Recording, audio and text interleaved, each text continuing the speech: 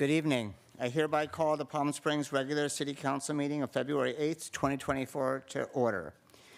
To do our Pledge of Allegiance will be Kaylon Smith, a seventh grader at Raymond Cree Middle School. Kaylon has turned around his behavior at Raymond Cree, going from a very tough time last year to becoming a teacher's assistant, a star athlete on a flag football team, and a part of a group who is willing to sit down and participate in conflict mediation and restorative practices to work through issues. From his vice principal at Raymond Cree, we are so proud of him and the respectful, young, responsible, thoughtful man he is becoming. Kaylon?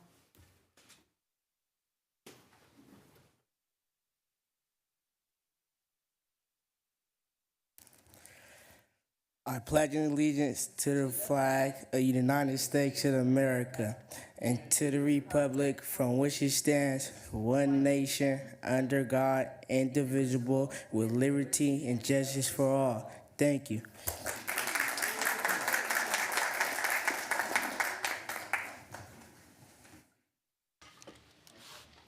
Okay, City Clerk, could we have a roll call, please? Councilmember Gardner. Councilmember Holstich. Here.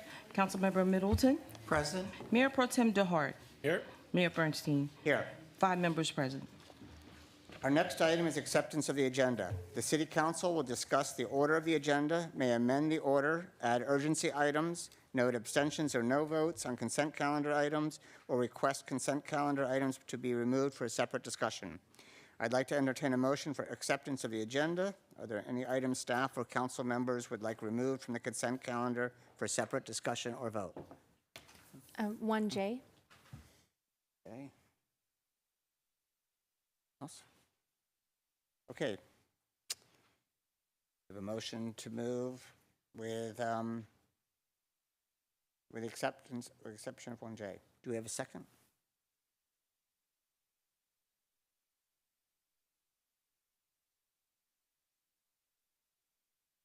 Okay, motion passes 5-0. At this time, I invite City Attorney Jeff Ballinger to provide a report on the closed session. Yes, Honorable Mayor, members of the City Council, and members of the public. The City Council met in closed session to discuss the one item that is listed on the agenda, and there was no reportable action. Okay, the next item is public testimony. This time has been set aside for members of the public to address the City Council on non-public hearing agenda items only. 2 minutes will be assigned to each speaker. You're asked to please begin your time by telling us what agenda item or items you are speaking about. Please note that public testimony for public hearings will be taken at the time of the public hearing, and general public comments for subjects not on the agenda will be taken later in the evening. If there's written comment that you wish to distribute to the City Council members, please hand it to the City Clerk. Our first speaker is Kevin Spring, followed by Mike Thompson.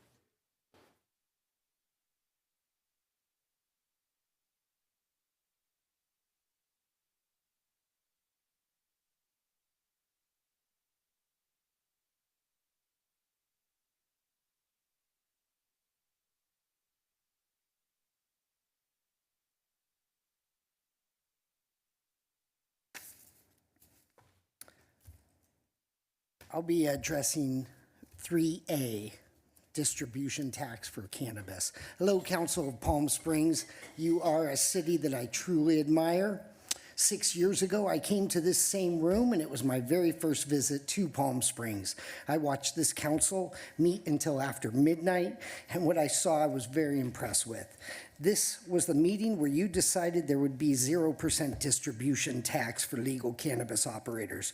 But the real theme I felt from this council was removing the barriers to entry for potential cannabis entrepreneurs. And remember, the goal was let opportunity happen for small business so that cannabis does not become monopolized by big corporate entities like the ones who are surely coming.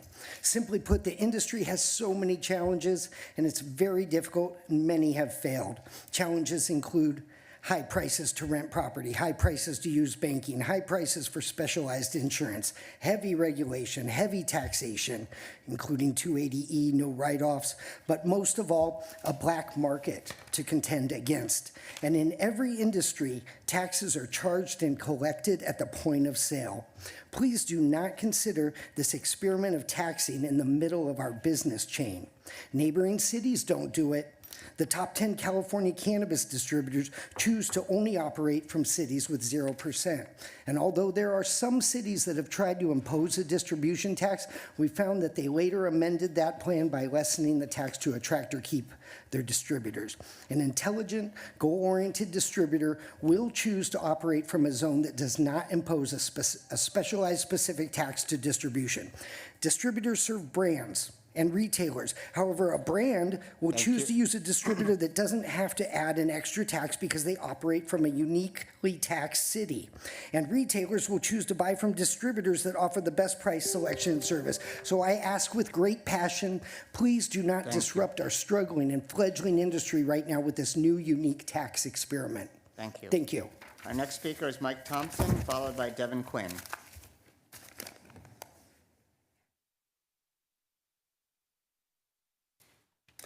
Mayor, Honorable City Council, and City staff, I'm Mike Thompson, CEO of the LGBTQ Community Center of the Desert, and I'm here speaking on item 1I on the consent agenda.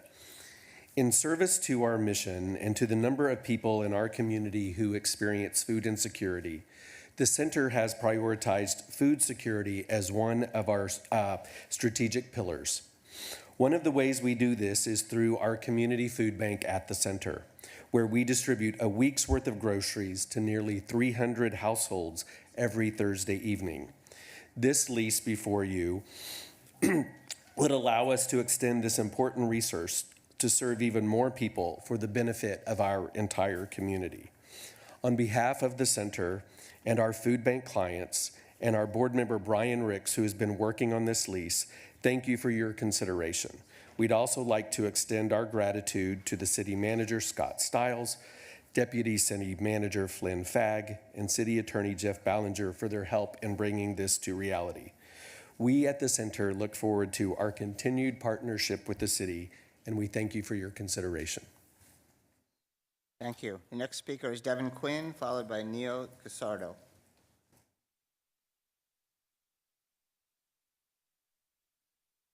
Good evening, Council. My name is Devin Quinn. I am the Director of Community Health at DAP, and I am here to speak on issue 3C, the opioid settlement funds.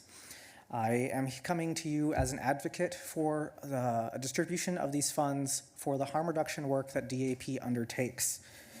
In 2023, 556 lives were saved by Narcan that was distributed by the DAP harm reduction team, and 4,000 people individually used the harm reduction program.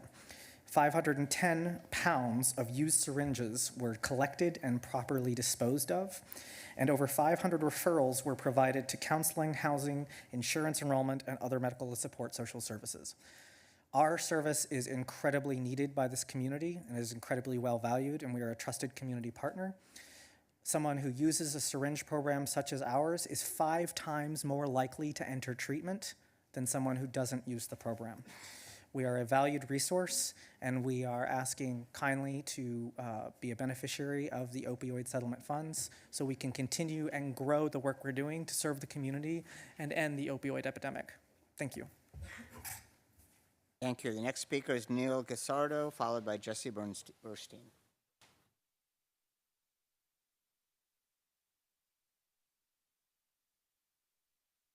Hi, everybody. My name is Neil Gasardo. I'm the supervisor of the harm reduction program at DAP, kind of following up in Devin's shoes.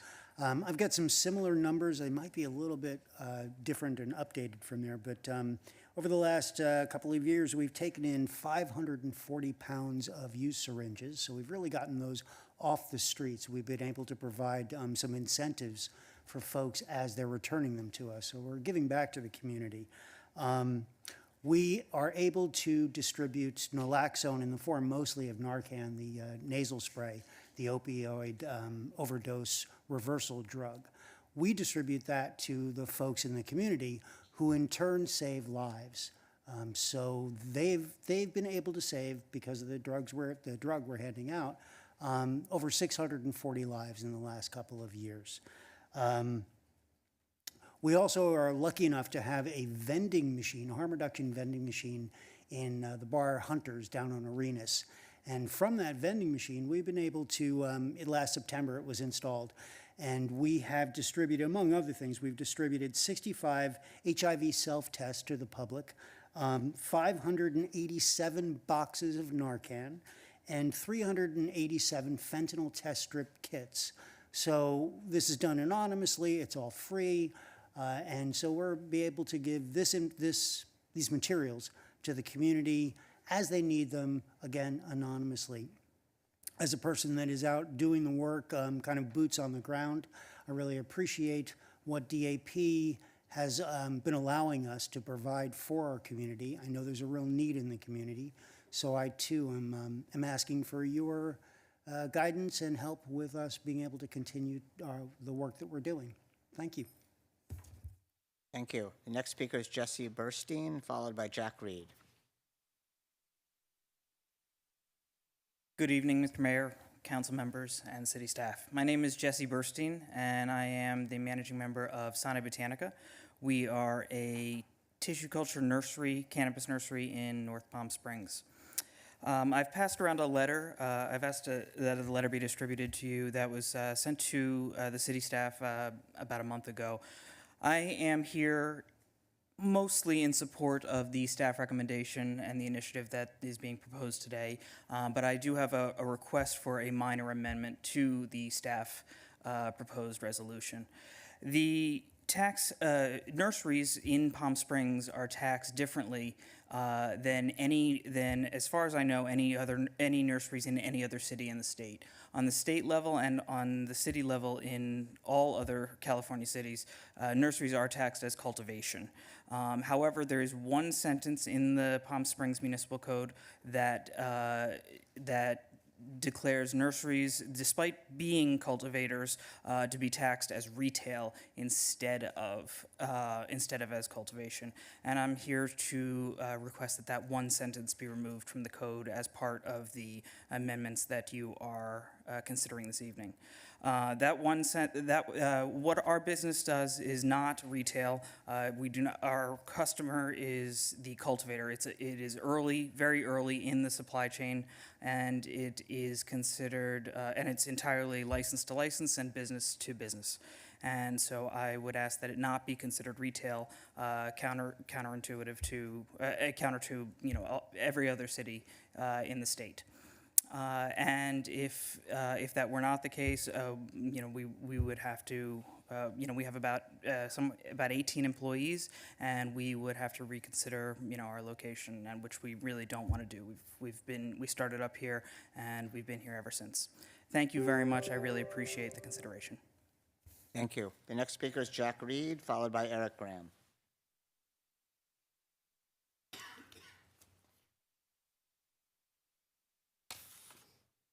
Hello, Council. Thank you for allowing me to speak today.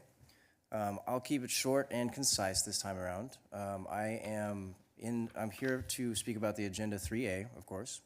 I represent Off the Charts. We are a growing brand. We have 2 locations in Palm Springs.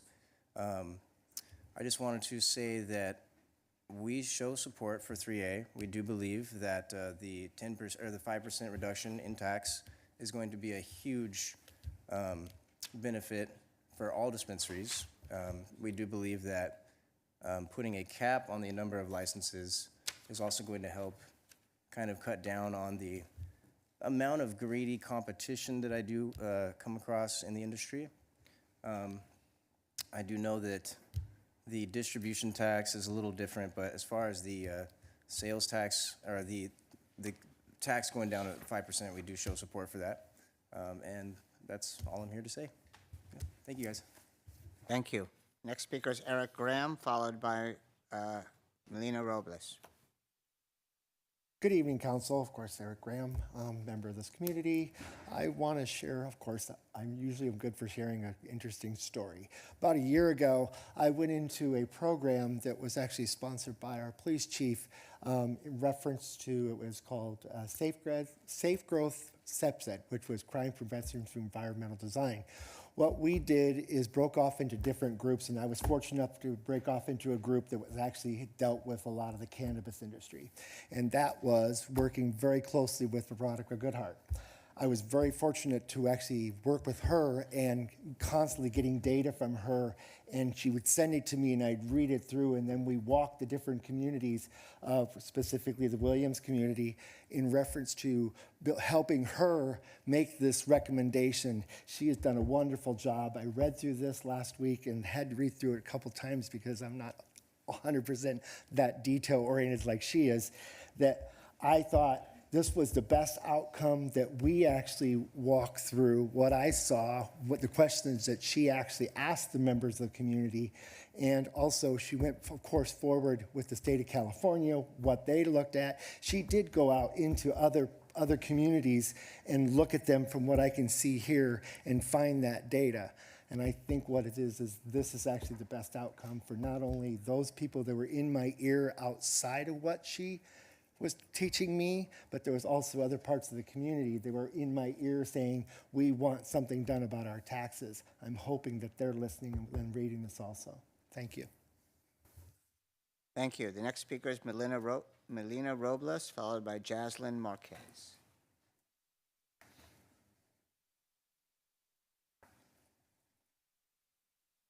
Hi, City Council. My name is Melina Robles. I am another manager at Off the Charts here in support of Agenda 3A.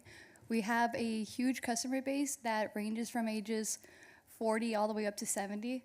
That tax drop from 10 to 5% would help them a lot. We have a lot of them that are on a fixed income, so just that little tax break would help them out a lot. And then I do see an increase in revenue for everybody in every dispensary in that. You know, we'd see a lot of people coming in more now that it's not as expensive. 30% tax is a little bit crazy. So 25 would help out a lot. And also with the cap in dispensaries, we have a lot of people that keep coming back after they fail. They keep starting over and over. They're renting out a lot of places. Everything is going up in pricing. So they keep coming back and it's not gonna keep working. The taxes just keep going up, driving up prices. They're jacking up prices that up to 20%, 30%, sometimes up to 50%. So a lot of mom and pop shops like us, you know, we are here to stay and we're here to support the people. So, thank you. Thank you. The next speaker is Jaslyn Marquez, followed by Dieter Crawford.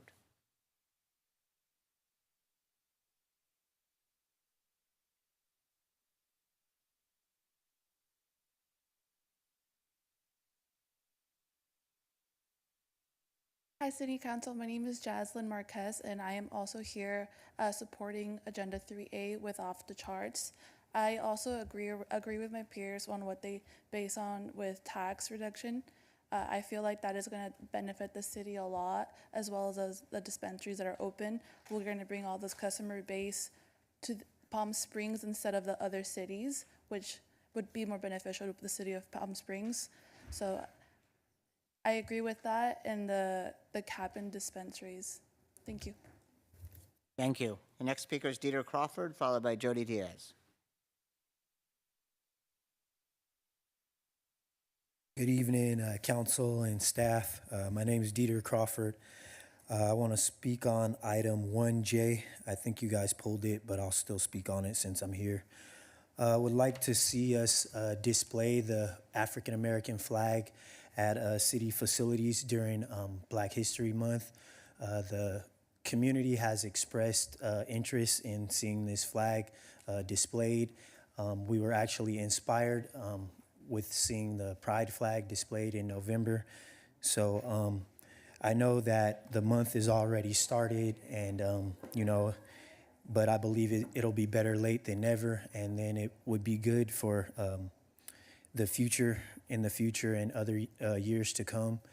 Also, I think it would be good to inspire our youth, such as the young man that came up tonight, Kaylon Smith, who did the Pledge of Allegiance, to feel included and like our city is diverse and it represents everyone.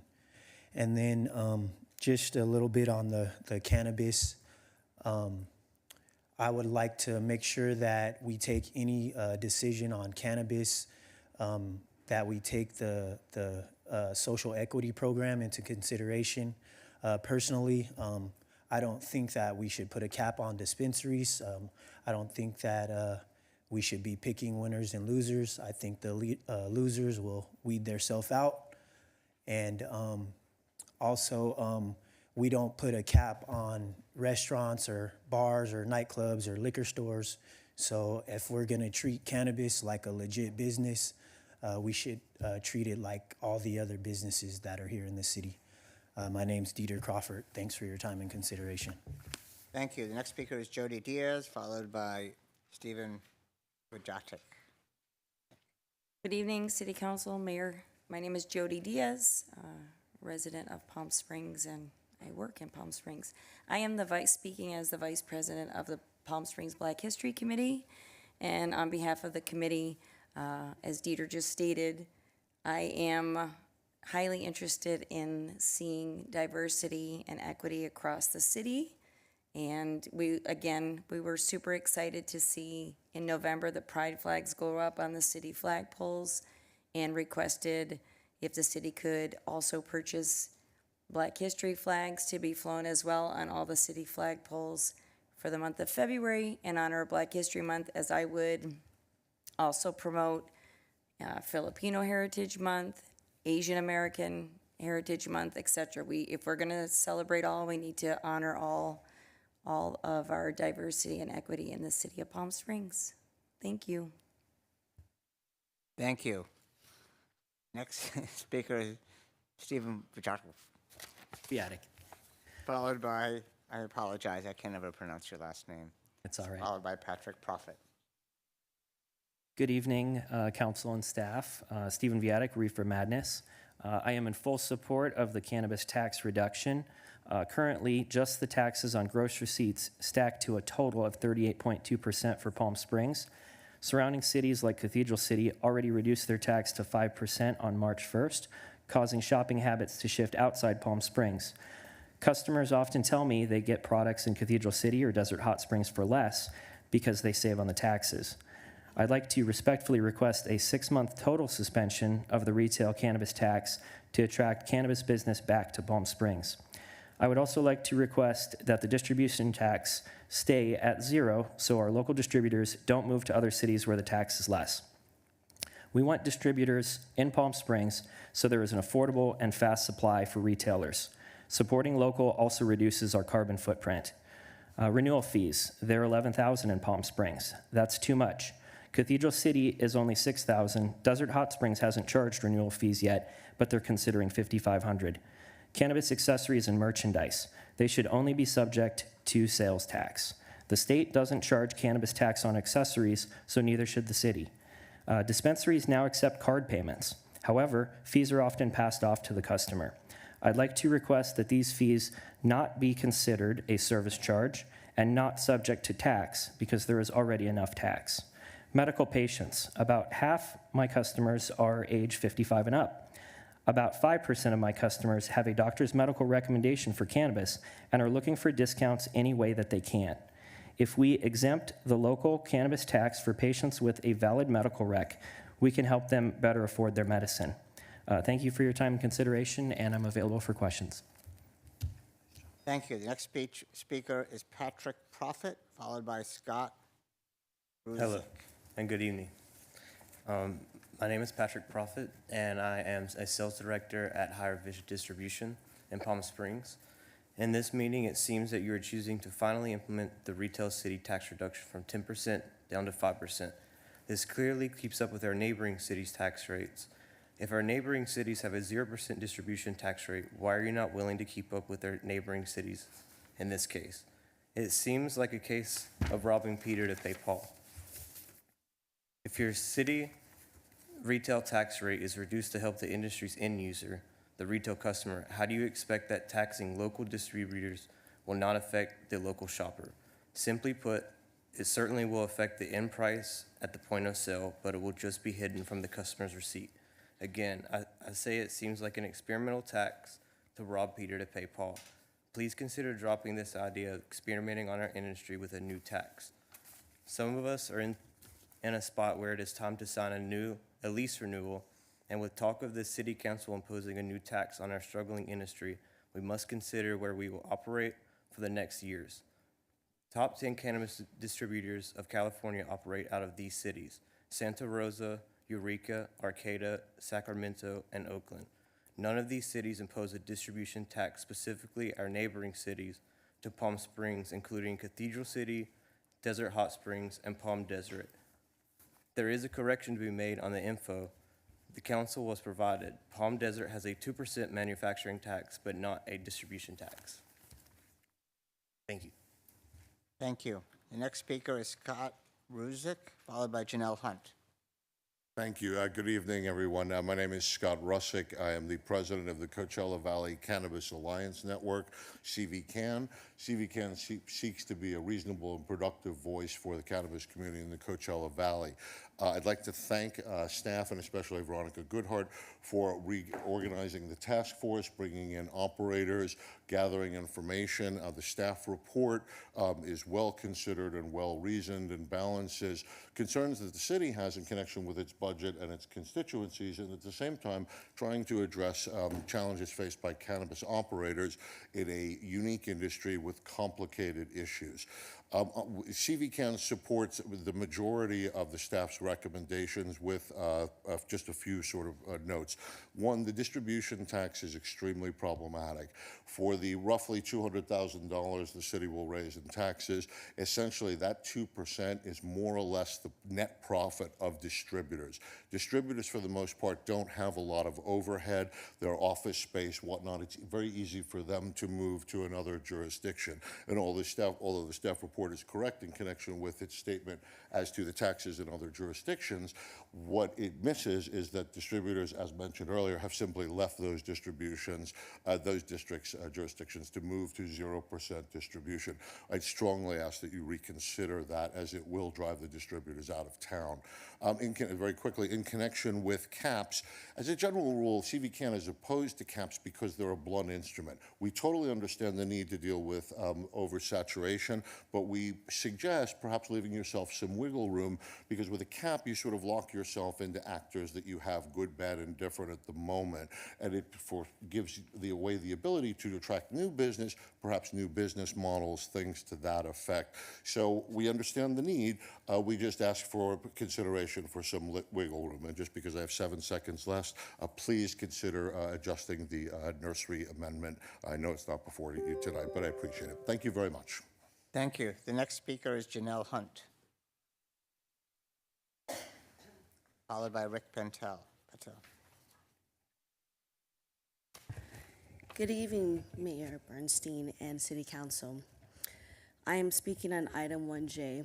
I am Janelle Hunt, Secretary for the Palm Springs Black History Committee. To see the city pride flag flown gave a false sense of hope, to only be left feeling like African Americans here in Palm Springs are not important.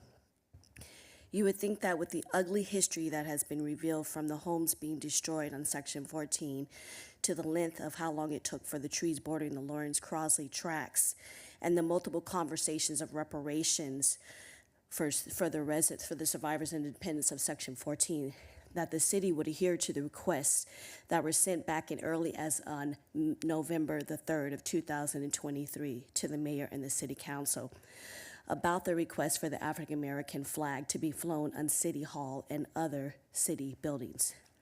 When I received the email on November the 3rd from the mayor, I was so excited that I had to share the news with the rest of the community, but only to be let down. And still, here we are on February the 8th, and the flags are still not up. If you look at our neighboring cities, such as Riverside, flags were up to show the diversity, to show the pride that the city had for all people. What about our city of Palm Springs? Thank you, and my name is Janelle Hunt. Thank you. The next speaker is Rick Patel. Good evening. I'm here to speak on item 3A. I'd like to talk about lowering the retail tax immediately. The one-year delay in lowering the taxes collectively cost the retailers millions of dollars. And one operator alone, for example, $360,000 of taxes that he paid that he would not pay if we would have acted at the same time that our neighbors acted. I would like to see the renewal fees cut in half. As already mentioned, Palm Desert has a new inspection fee that starts once a year at $27.60. Desert Hot Springs is going to charge its very first renewal fees at $55.70. That's $5,570, and Cathedral City's cannabis renewal permit is $6,170. The fees, which are fact, speak for themselves. Background checks for employees. I want the employees to be able to hire their employees, let you know that they've hired their employees, and be allowed to put them to work immediately and not have to wait for 30 days or whatever amount of time it takes to get a background check put back in. Citations. I would like to see that the courtesy be removed from the notice and just be called a warning. And that is what the operator should get. If they're a first-time offense, they should get a warning for first-time offenders. A warning means that a first-time issues are exactly, and also that is how the Department of Cannabis Control operates. They do not, they only issue a warning. The distribution tax, it'll backfire. Implementing a distribution tax for Palm Springs will have several negative consequences. It will create an uneven playing field where cannabis businesses are unfairly penalized compared to other cities. The tax will lead to increased costs for consumers and reduced competitive for local businesses. The distribution tax hinders the growth and of a new and potentially significant revenue of income for the city. It's just starting. It's a baby. The distribution tax, furthermore, can perpetuate stigma around the cannabis by treating it differently than other cannabis businesses. Thank you very much. Thank you. Is there any other in person? No. We have on Zoom Anise Smith.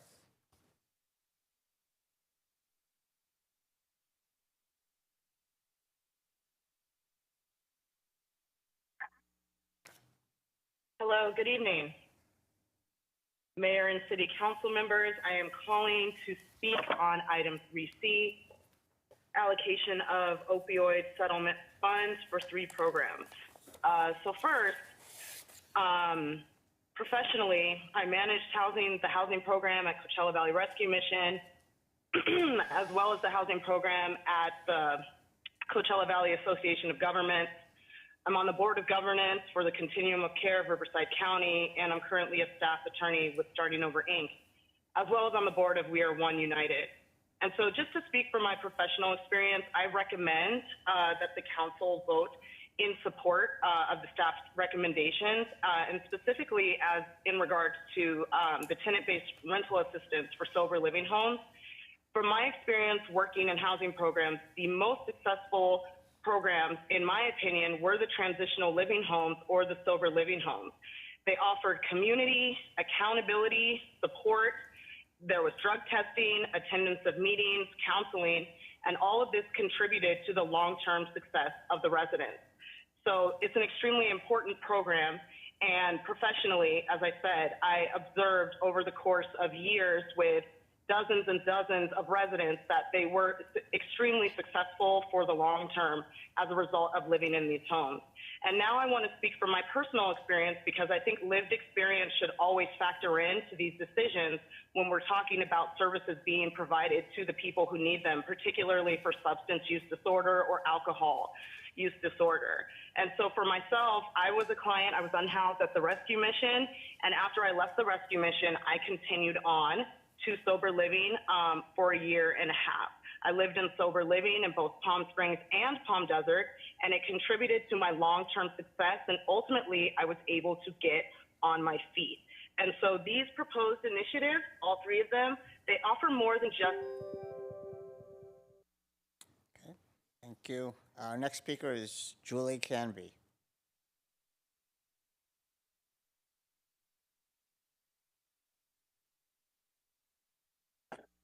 Good evening, Mayor, council members, and staff. My name is Julie Canby, owner of Evolved Engineering. I'm addressing 3A. The cannabis moratorium is being driven largely by the oversaturation of retail dispensaries. However, the cap on permits and transfers should not apply to micro businesses, which are fully vertically integrated businesses, much more than retail. There should also be exceptions allowed for a good reason, like a medical hardship. 5 years ago, I had such genuine excitement about building my business, and I just received the last permit I needed. But during these years, my health deteriorated to the point that this dream is now impossible. Problems began in my neck and then spread through time to the bottom of my back. A dozen doctors and as many different treatments later, I can no longer stand or sit upright for more than an hour each day. Starting the business has always been a financial necessity for me, and now selling it is. My resources have been drained, so I can't even hire people to start it for me. Letting a buyer take over my vision will benefit the city as well, because they'll be able to open quickly and generate tax revenue. I encourage you to begin allowing microbusinesses to transfer licenses, including amending Section 5.55.130, since there'd be no way for a new owner to obtain a permit if there's a cap on new permits. At the very least, I hope you will incorporate a carve-out for good cause exceptions, in this case, a medical hardship. Thank you. Thank you. The next speaker is Shane Canby.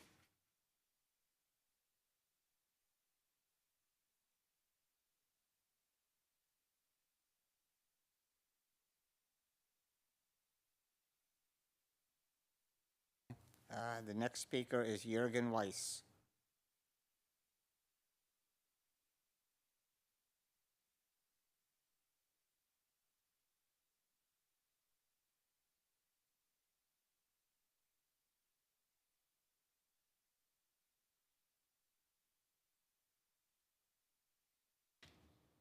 Hello? We can hear you. Okay, cool. Let's see here. Sorry. Good evening, Mayor, City Council, and City staff. I wanted to thank you for taking your time this evening. My name is Jürgen Weiss. I'm calling tonight in support of the cannabis industry. I am a cannabis cultivator with over 13 years of experience. I have lived in Palm Springs, Coachella Valley most of my life.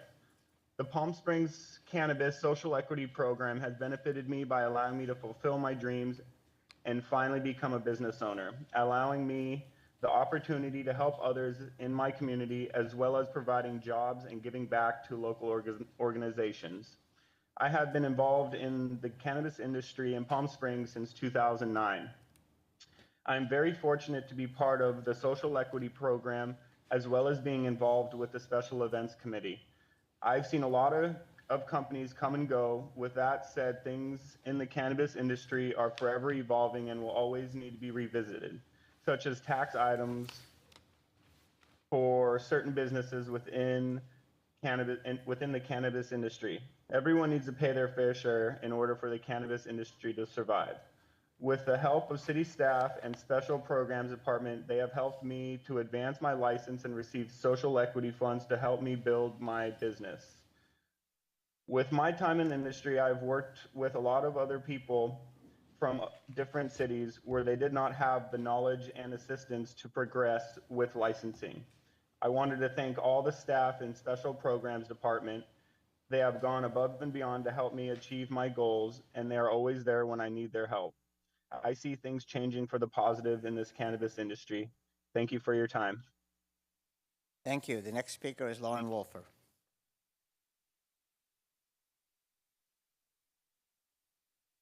Good evening, Mayor and council members. Thank you for the opportunity to speak on item 3B. First, I want to commend Ariel Tolfrey Williams for the incredible work that she's done on behalf of tenants in Palm Springs with the Tenant-Based Rental Assistance Program. I urge council to approve this funding request and also consider adopting additional tenant protections such as relocation assistance for no-fault termination and an annual rent increase cap that's lower than our current cap of 10%.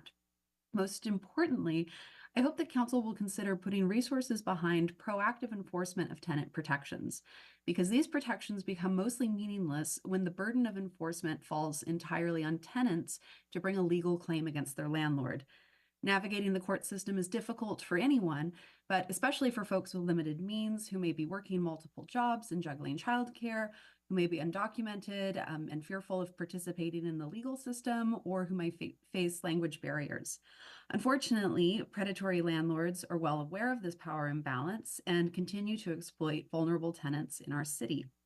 As outlined in the staff report, there are important steps the city can take to help protect tenants and keep people in their homes. We need extensive education and outreach to both tenants and landlords about state law and our city ordinances. And a rental registry tracking all rental units and information about rent charges and vacancies would not only provide the city with key data to make informed decisions about housing policy, it would also provide an opportunity to prevent illegal rent increases and illegal evictions. A rental registry would provide greater transparency for tenants and accountability for landlords. And throughout the state, both larger and smaller cities have adopted rental registries in recent years, including Los Angeles, Sacramento, San Jose, Davis, and El Cerrito. Now, tenant protections with robust, meaningful enforcement is one of the most powerful tools the city has to prevent homelessness. And I urge council. Okay. Is there any other public comment? No additional commenters. Okay. The next item is the consent calendar. I'll entertain a motion to accept the consent calendar without item 1J, which was removed for separate discussion.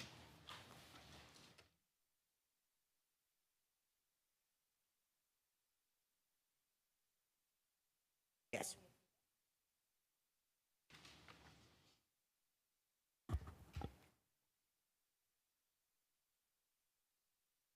Lisa? Councilmember Hamilton? Comment, please. Take your vote. Make a comment too. He wants us to vote. Okay, passes. Okay, we'll start with Councilmember with Garner on 1J. Do you want? They have comments first. Okay, we'll start with. This will be quick. Councilmember Middleton first. Just on 1I, I would like to make note that previously I've abstained from votes involving the LGBT Center because I had previously been a member of their board of directors. I have not been a member of the board for over 1 year, and on advice of our council, was eligible to participate in that vote. Okay, Councilmember Holstage. Thank you. I also just wanted to have some discussion on item 1I and congratulate the LGBTQ Center for their incredible work, for their food bank.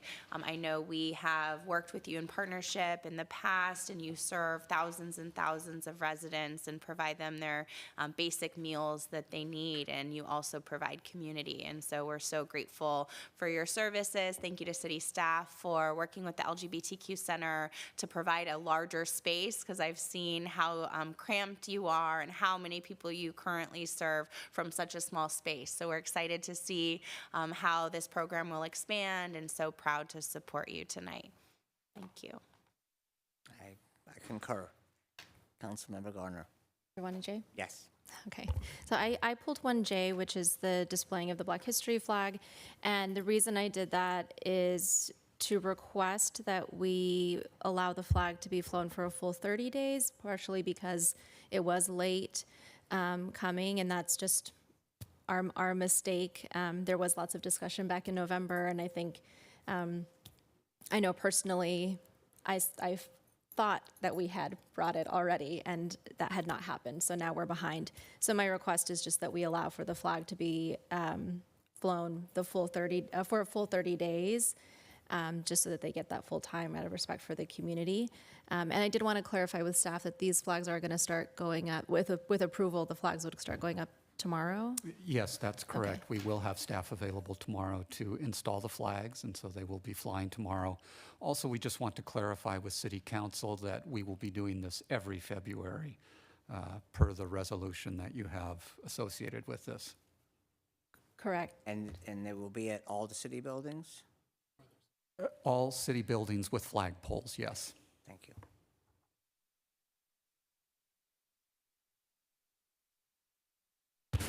Oops, I pulled up the little thing. Sorry about that. Just want to clarify one of the comments that was made in public comment that was not accurate. I can speak for myself as City Council. I did not get an email request on November 2nd. So it's not accurate to think that the entire City Council ignored this opportunity or it slipped through the cracks. It was, that just is an inaccurate statement. And I fully support the motion that's in front of us, and certainly extending for 30 days this year is a nice gesture. Yeah, I think, do we? I agree. It should have gone up on the 1st, but it will be every February, and the flags were already ordered, are in-house, and will go up, I guess, tomorrow. Yes, Councilmember Holstridge. Thank you, Mr. Mayor. I just wanted to add to my colleagues' statements. I very much appreciate this coming forward and the requests from the community. I know Councilmember DeHart had worked for 15 years. 13 years on requesting that the pride flag be flown at City Hall and city buildings. And so I know on City Council we've been asking for numerous flags to celebrate community and the diversity of our community. We've been working on that for many years. So it's great to see this come forward, and I appreciate celebrating Black History Month, and I'm glad that we can make this happen. Thank you to city staff for doing that for us. Yes, I agree. Question? Yes. For the city attorney, this will not be the only time that we will want to recognize a group for during the history or Pride months or whatever it may be. Are we going to need to have a resolution for each and every group when it comes forward? I think the council could do it one of multiple ways. The council could take it on a kind of case-by-case basis, and when requests are made to council members under our flag policy, council members can garner support from three other council members to have it discussed, and then it can be brought forward for full council consideration. I suppose another way would be for council members to provide their input to staff, have staff kind of create a list and then bring back a full list. That is inevitably bound to not necessarily be totally complete, so there might still be some follow-up case-by-case bases, but either of those two processes I could envision happening under our flag policy. Thank you. Personally, I think the latter sounds appropriate, but there were a couple of us who thought we had already approved this, and we had not. So we don't want to make that same mistake again with another group, and if staff could be proactive in working with us so that we make sure that we get ahead of this. If that's a consensus of the majority of the council, then staff can certainly follow up on that as part of this item. Yes. Thank you. And I think we have a couple months that might have some conflicts, and so we might have to come up with another option for those months or consideration. But Councilmember Gardner? Just one more thing on the 30 days. Black History Month is the shortest month that we do technically. Like this year would be not 29, but usually it's 28. So I would request that specifically for this one, as long as pending any other reason we can't, to just always do 30 days, just so that we're allowing the full time as we would be for other months, if that's all right with council. Thank you. Yeah. Okay. So, and just to be clear, we do not have to bring back Black History flag again. It will happen every year. Okay. No, we do not. Thank you.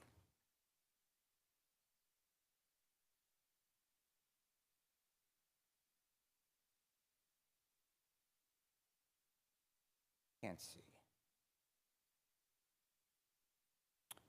We can't see who has voted. Motion passes 5-0. Okay, terrific. Thank you.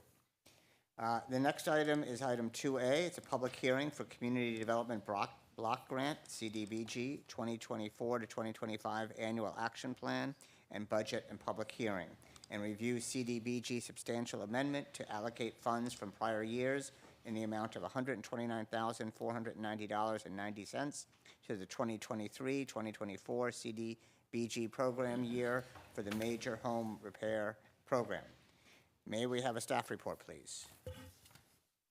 Good evening, Mayor, Mayor Pro Tem, council members. The item before you is the first of two public hearings for the Community Development Block Grant Funding Allocation Process and approval of a substantial amendment to carry forward funds from the previous years that were not utilized. A public hearing is required to take public testimony before the annual action plan and substantial amendment are made available to the public for review. A second public hearing is required for the city to approve the annual action plan and is expected to take place on March 14th. Here to provide you with a presentation is Housing Services Administrator Ariel Tolfrey Williams. Thank you. Good evening, Mayor, City Council. My name is Ariel Tolfrey Williams, and I'm here to discuss our CDBG grant program. So I will start by giving a brief update on where the program is this fiscal year, and then look at what we're planning for next fiscal year. On the screen, you'll see this year's budget for home repair. We have a total of $351,480 for repairs, $30,000 budgeted for our environmental review, which includes lead, asbestos, termite testing, and remediation, and 20% goes to NPHS, who is managing our contractors. On the left side of the screen, you can see the amounts that we have spent and encumbered for the program thus far. To date, it is $269,319 and $42,000 towards construction management, and this accounts for 10 homes. $200,000+ for 10 homes sounds like an astronomical amount of money, but I wanted to discuss some of the most common repairs and why this number sounds so high. Roof replacement is number one, with roofs ranging from $15,000 to $20,000, depending on the size and type of the home. Water heater replacements, all water heaters we are replacing are well over 20 years old. AC unit and swamp coolers. As we know, it gets very warm out here in the desert, and most households have been dealing with broken cooling units or a lack of cooling units for years. In addition to that, ceiling and wall repairs are probably one of our biggest asks. The hurricane and rainstorms that we've had over the last few months have done a number on the homes that already badly needed a roof. And so we're going in, repairing walls, making sure there's no rot, no mold, and ensuring that the leaks are going to be resolved. And another big one is ADA improvements. As an aging population, the needs of our residents' homes have changed from when they were raising families, and so now we're making ADA improvements to ensure that people can age in place. And then in addition to that, mobile homes are probably about half the homes that we are covering so far, and the same type of repairs that are needed throughout all of them are floor leveling and resolving plumbing issues.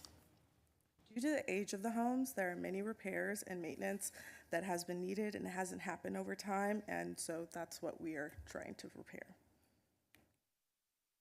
The city is also doing a substantial amendment, as Jay mentioned, and allocating unspent funds to fiscal year 23-24. This funding is coming from previous projects as well as coronavirus funds that did not require the full award amounts. The goal is to use this funding for 4 or 5 more homes to repair this fiscal year, which they're already kind of in progress, so it's a good thing that we can see these funds. Okay, so now on to fiscal year 24-25 and our annual action plan. This year's recommended actions include opening the public hearing for public testimony, reviewing the draft budget, and scheduling a public hearing for March 14th to adopt the annual action plan. In fiscal year 24-25, the city of Palm Springs will receive $413,000, and that breaks up into $268,450 for home repair, $61,950 for furthering fair housing, and $82,000 in administration fees. This slide describes our proposed expenditures. We plan to use $351,050 for a major home repair and $61,950 for furthering fair housing. Like last year, we plan on using the administration funds for the home repair program unless we are told otherwise. Last year, the home repair program raised the budget from households from $1,500 to $15,000, and we've realized that that budget is not sufficient for most residents in the city who are reaching out for assistance. For fiscal year 24-25, we are proposing a grant of $25,000 per household. Most of the homes we are assisting fall between the $20,000 and $30,000 range, and this number feels more appropriate with what we're seeing the need is. The city is required to provide its residents with a fair housing program, and staff recommends working with a local nonprofit fair housing service organization to provide these comprehensive services that are shown on the screen. There are multiple organizations in the Valley who can do this work, so staff will be working with procurement to find an organization who best fits the city's needs. Staff will incorporate City Council's recommendation for use of the CDBG funds into a draft CDBG 24-25 annual action plan and budget, and will seek approval of the CDBG 24-25 annual action plan and budget as follows. And the dates are on the screen, including the 30-day review period, as well as the next time that we plan to be in front of you for the public hearing. And that is all for me. I'm open for questions. Do you have any questions?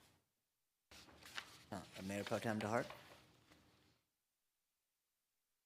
Yeah, Ariel, I just want to clarify, this is all funding that is for future repairs on homes, nothing that's currently underway now.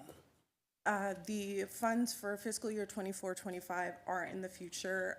For this year, actually, let me go back to screen. It was one of the first ones. Sorry. On the screen, this is what we're spending now. But those funds have already been encumbered, and we're not voting on those tonight. No, we're not voting on those. Okay. We're voting on the substantial amendment, which is around 120 some odd thousand, as well as next fiscal year's Got funds. it. I'm good. Thank you. Councilmember Halstage. Thank you. Thank you so much for your work on this. I really like your slides and your presentation. Appreciate it. I just had a few questions. The city's been focused on mobile home enforcement, and I have a number of mobile home parks in my district who have asked about, the city taking a more active role in enforcement, but really glad that we're investing these funds, especially for mobile home owners for their own homes. So I just wanted to clarify and make sure. So we're spending funds for mobile home improvements that tenants are responsible for, right? And we're not paying for things that the landlord or the owner should be paying for overall, correct? Correct, yeah. We're paying for things that the mobile homeowner, so someone who has the specific unit, anything that happens with inside their unit. So the roofs, floor, plumbing, all of that, but nothing park-wide. Thank you. And can you tell us a little bit about how you're tracking the data and how that's influencing the programs that you're bringing forward in your department's work? Sure. So lots of spreadsheets to keep all the different programs straight, honestly. And specifically for this one, there's a lot of outreach. So tracking the phone calls, tracking the applications, the amount that we are spending for each one, and the bid process, all of those. Every process or every home has to go through a lengthy process between applying for the program, and then we have to go out there, get pictures, get documents signed. We have to do lead, asbestos, mold testing, depending on what they're doing in the home. So really just kind of keeping track of that per household. So lots of good files on our shared drive. And It's a lot of work. I appreciate it. I know this is a public hearing, but I'll just say it'd be great to report that data when we consider these items yearly, so then we can, as policymakers, review what large-scale issues our residents are facing. So if it's mold or weatherization or what have you, I'd love to see some review of that data when this comes forward.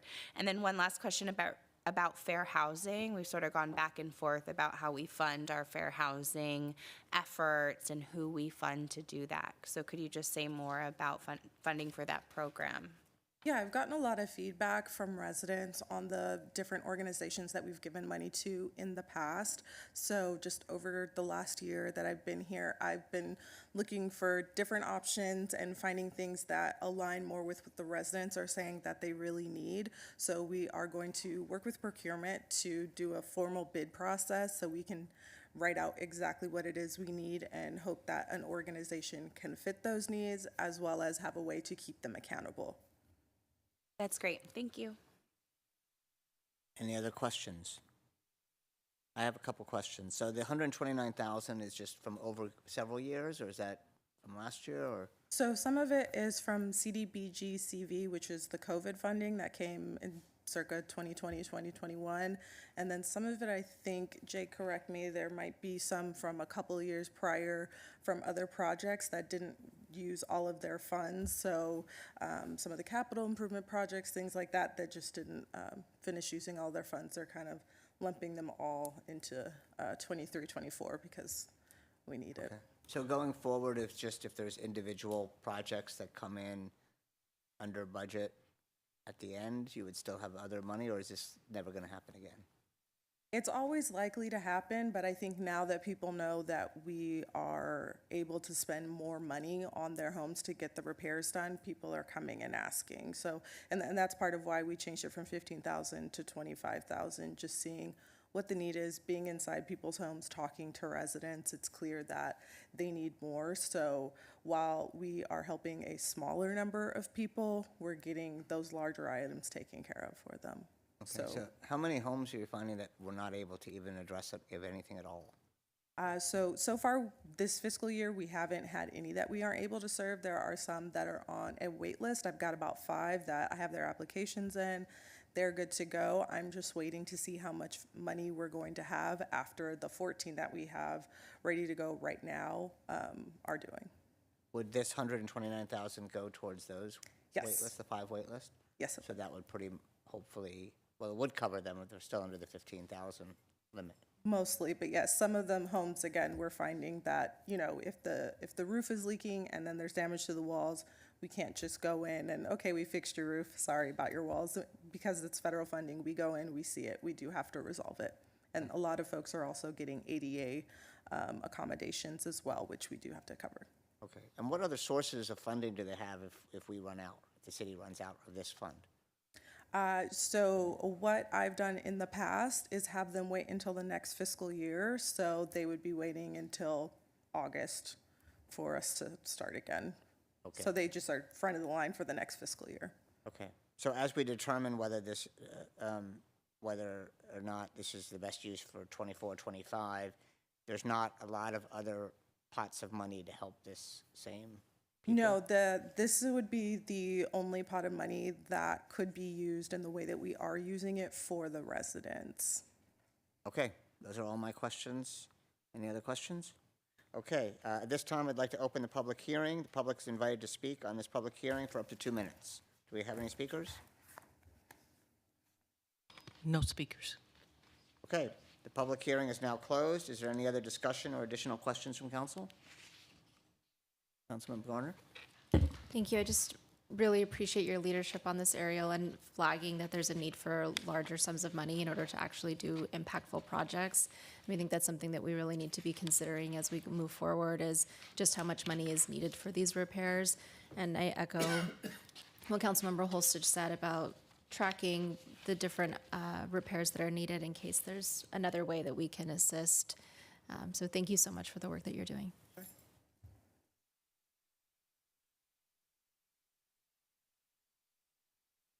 Motion, second.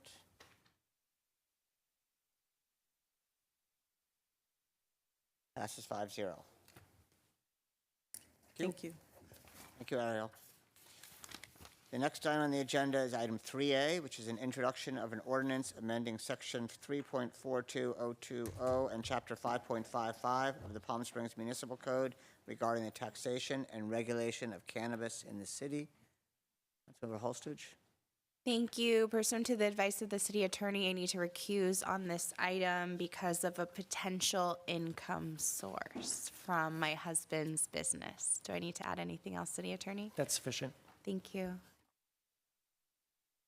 Need Mayor Pro Tem DeHart? Yeah, I came up earlier today that this may be an issue that I may have to recuse myself on because an organization that I'm involved in has been working on incorporating cannabis into one of their programs. But today, the organization has dropped that effort, so I have no conflict of interest, and I'll be able to continue to stay on. Okay. Thank you. Could we have a staff report, please?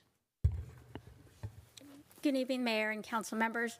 Tonight, we return to you with an ordinance amending Section 3.42 and 5.55 of the Palm Springs Municipal Code. Previously to tonight, we did present on September 26th an update of the cannabis industry and presented several issues related to commercial industry in the city. On October 26th, staff presented the state of the cannabis and council provided staff direction for ordinance revisions. The ordinance presented this evening represents and encompasses what council directed to staff. So this was all completed with direction. So that's what we have here today. This table encompasses what is in our current proposals, the reduction of the local tax for gross receipts for retail from 10 to 5%, and to implement a 2% gross receipts tax for transportation and distribution.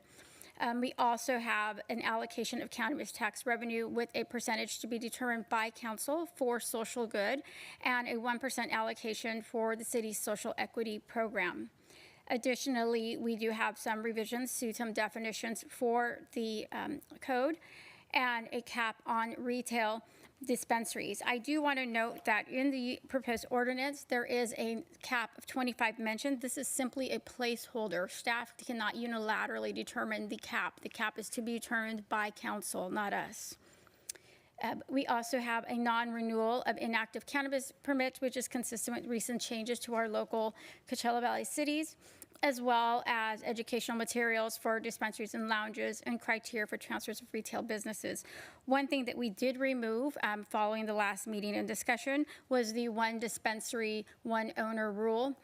We eliminated that, and if you look at the proposed ordinance, it was left on the recitals on page 13. However, in the body of the ordinance, that was reviewed, so we are not pursuing that. The local tax revision being proposed, again, is the 10 to 5% of the gross receipts, the implementation of the suspended distribution tax, removal of the state's cannabis excise tax from the definition of gross receipts, and adding the definition of cannabis accessories. Lowering the tax rate is expected to cause an increase in legal cannabis sales, and that's what we're hoping.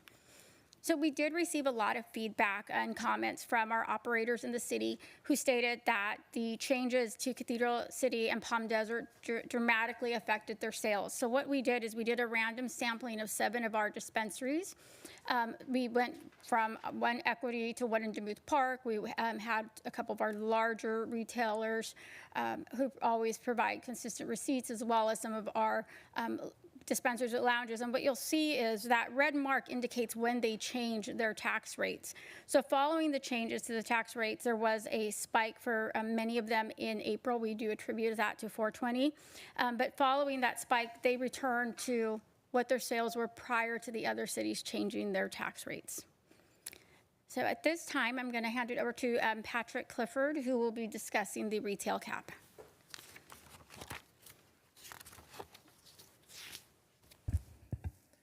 Good evening, Mayor, Mayor Pro Tem, council members. My name is Patrick Clifford with the Department of Special Program Compliance. The department reviewed local municipalities as well as other tourist destinations with the goal of identifying what policies they might have in place with respect to a retail cap. Our overall goal was to research policies on other municipalities, compare that with the city of Palm Springs, and apply that to see what that might look like in the city of Palm Springs. These cities are also listed on your staff report in page 5. So here in the city of Palm Springs, we've got a total of 35 dispensaries.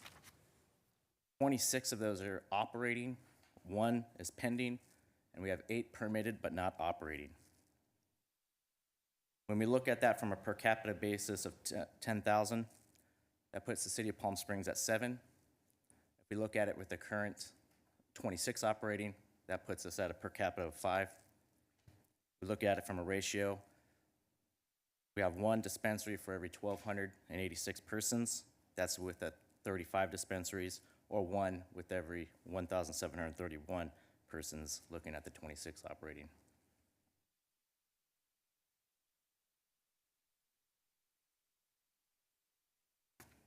So what we found was that there was a variety of solutions or policies that municipalities have approached One aspect is from a population approach.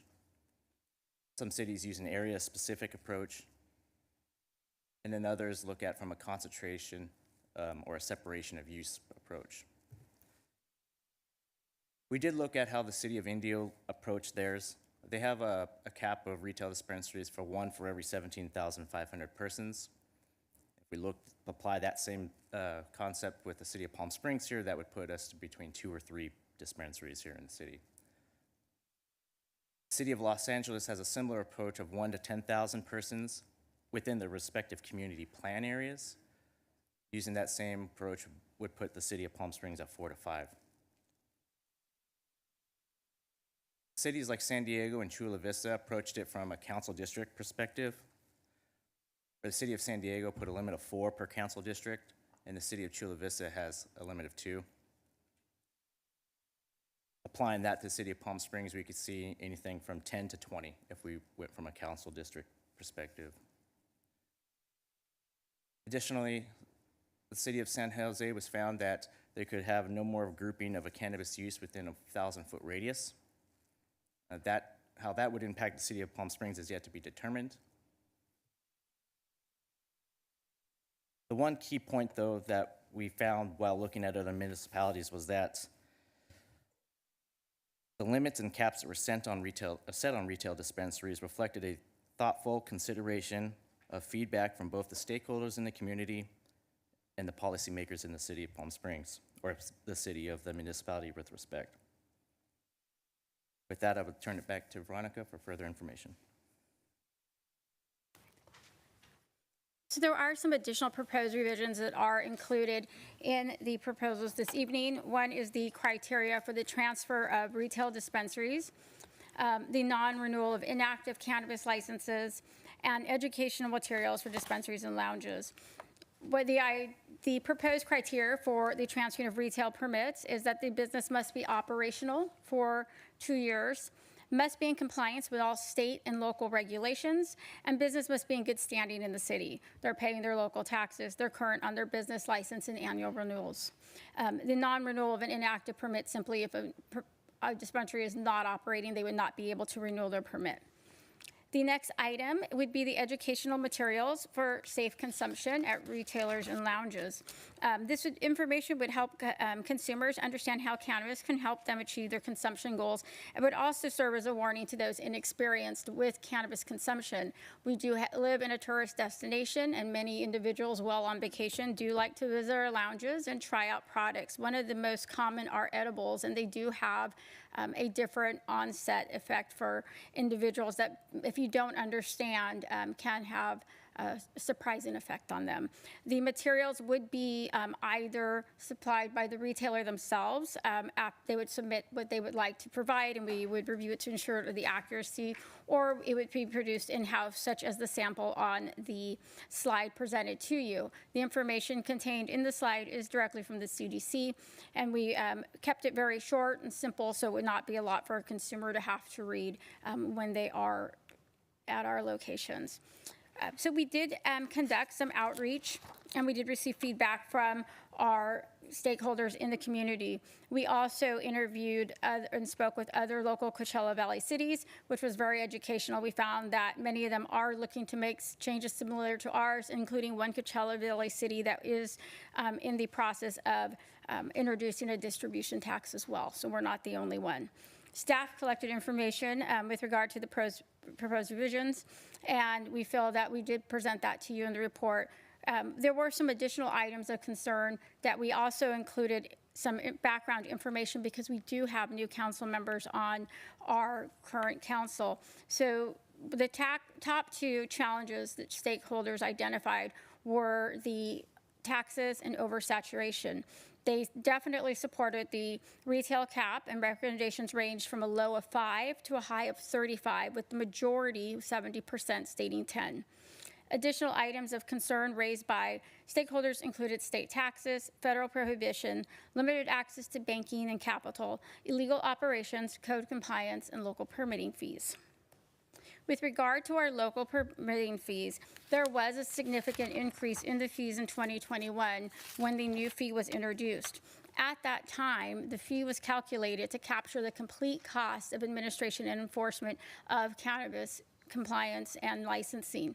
This not only includes special program staff, it includes police staff, fire staff, finance staff. So there's many departments that contribute to the permitting and compliance. So it's not just special programs. And I would like to clarify that the current fee for renewal is not nearly $11,000 as was stated in public comment. It is $7,656. The fee was not raised in fiscal year 22-23 due to the current challenges facing the cannabis industry, and staff is not recommending that it is raised. We would like to keep it at $7,656, which is consistent with other cities, including our local cities. At this time, I'd like to hand it over to Mitch Nabhan, Code Supervisor, to cover cannabis code compliance.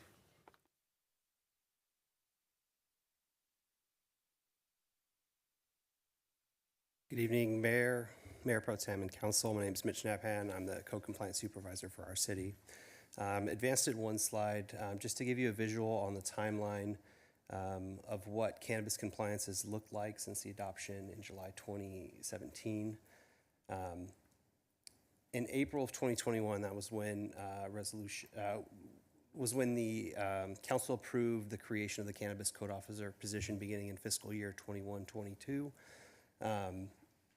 In October 2021, there was an amended regulation that was introduced to establish a comprehensive administrative fine schedule. And it also detailed 3 different types of violations. That was part of resolution number 24946.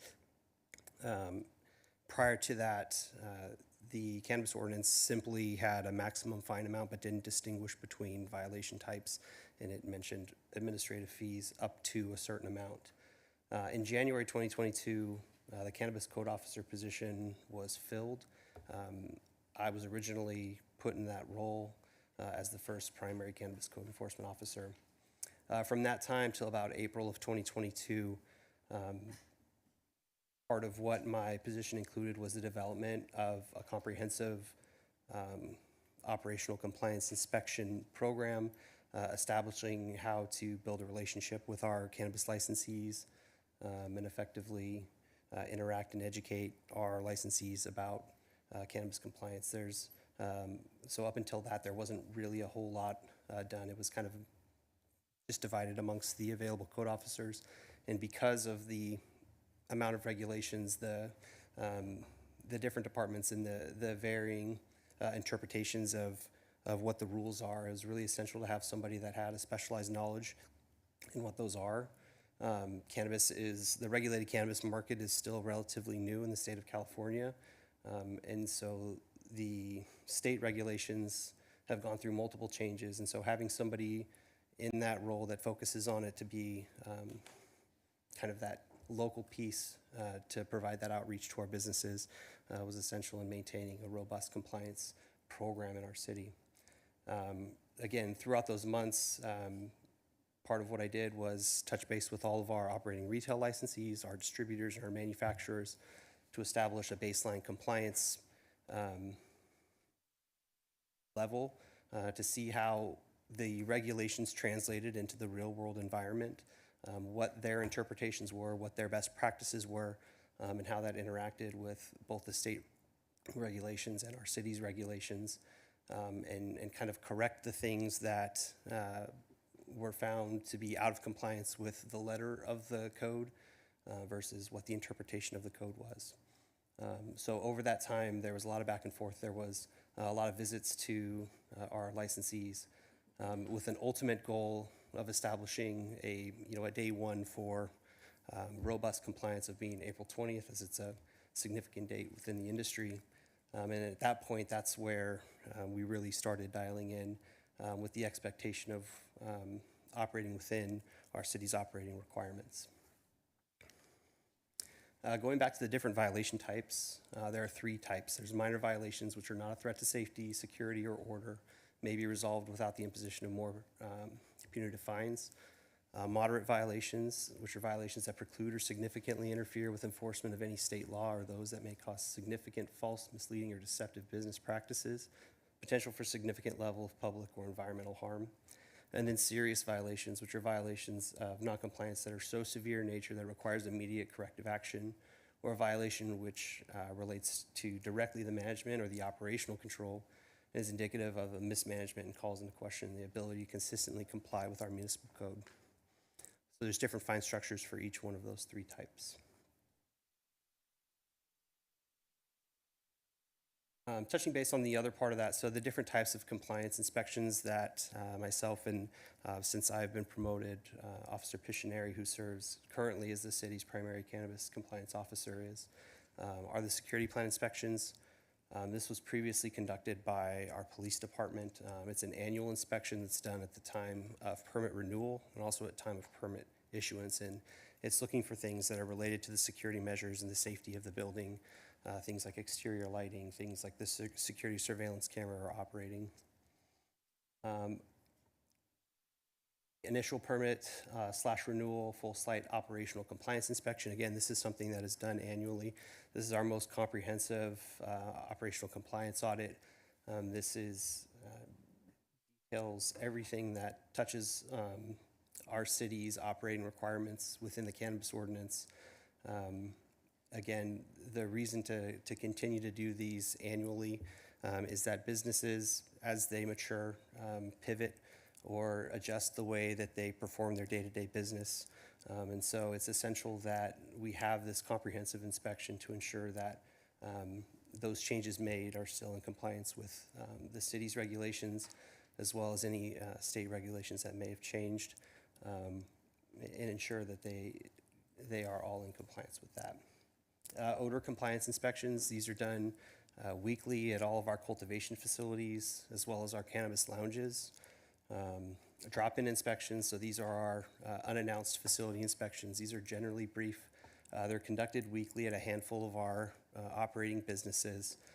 With these, we'll generally touch on one or two compliance items. It's mainly an opportunity to continue to build relationships with our businesses, foster a good compliance culture, and then provide an avenue for them to have direct interaction with us so that they can inquire about changes, whether on a state level or things that they're seeing within the industry.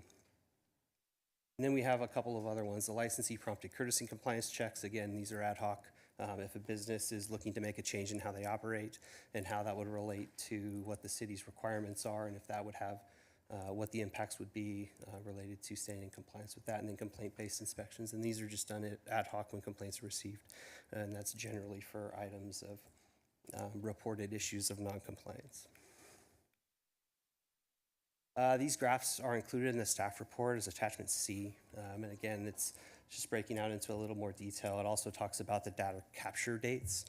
So the first one being the security plan inspections by license type. So this data capture date was going back 1 year, and we did that to kind of show an accurate representation of what our city's operating cannabis business program looks like.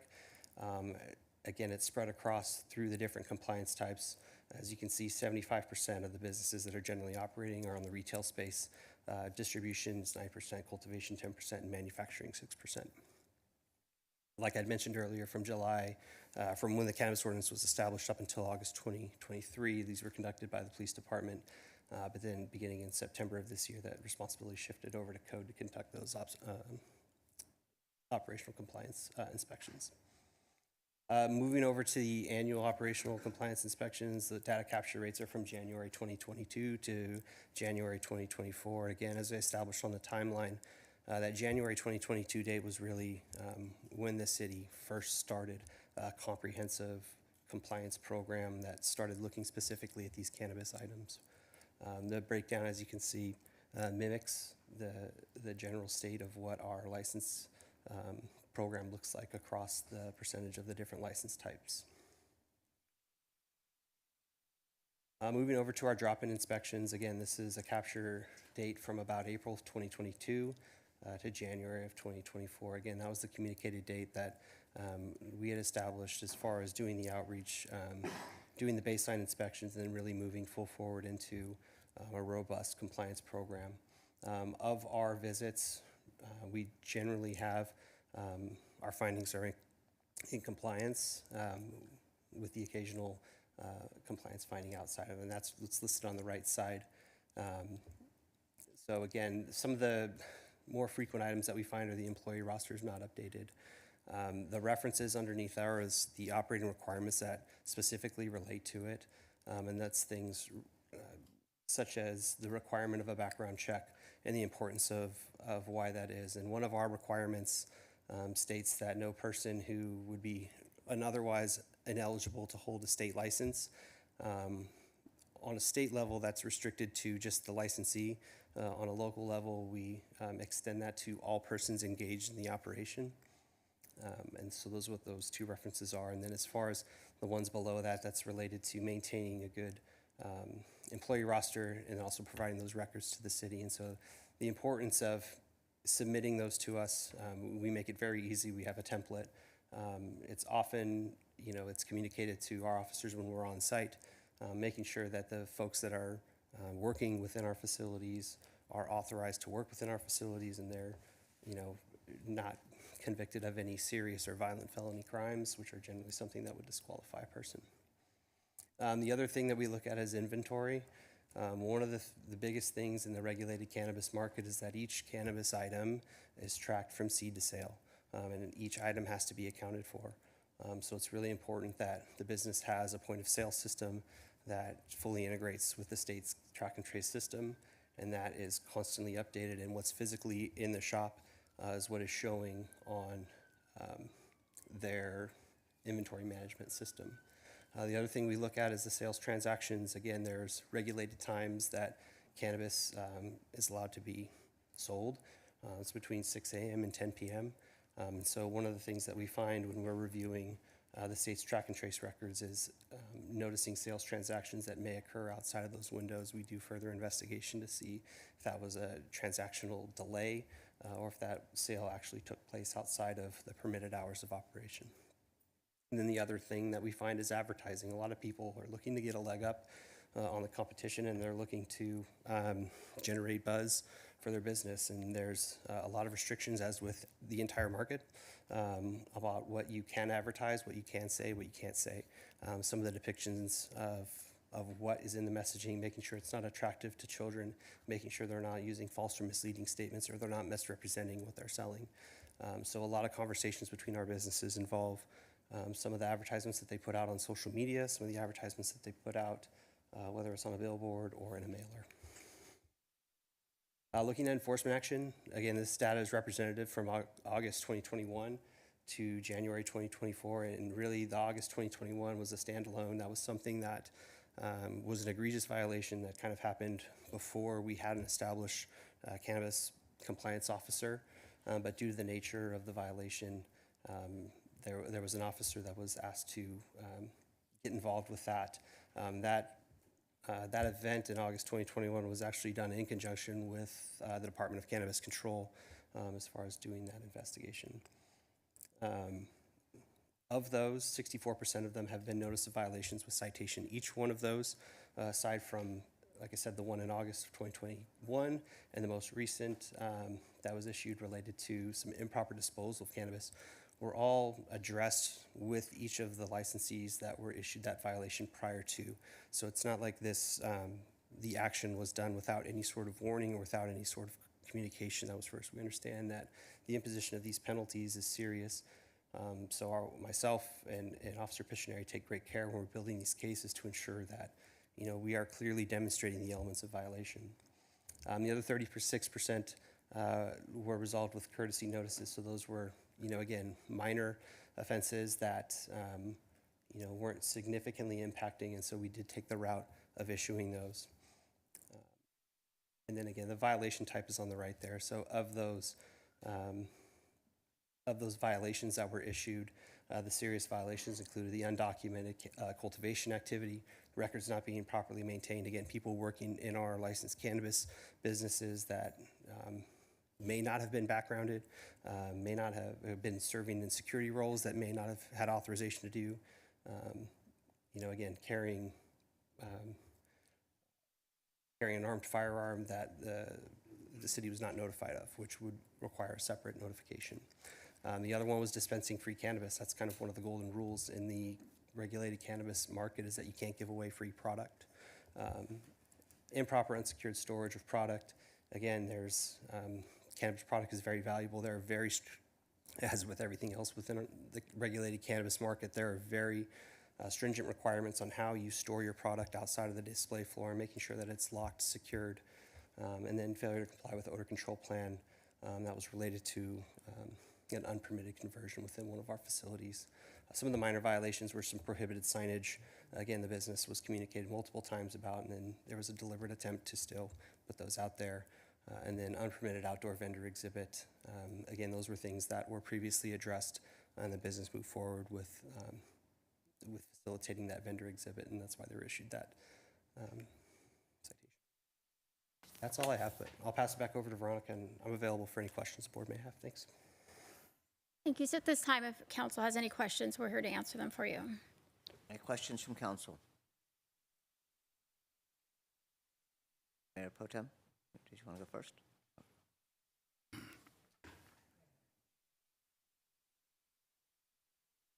Okay, Councilmember Middleton.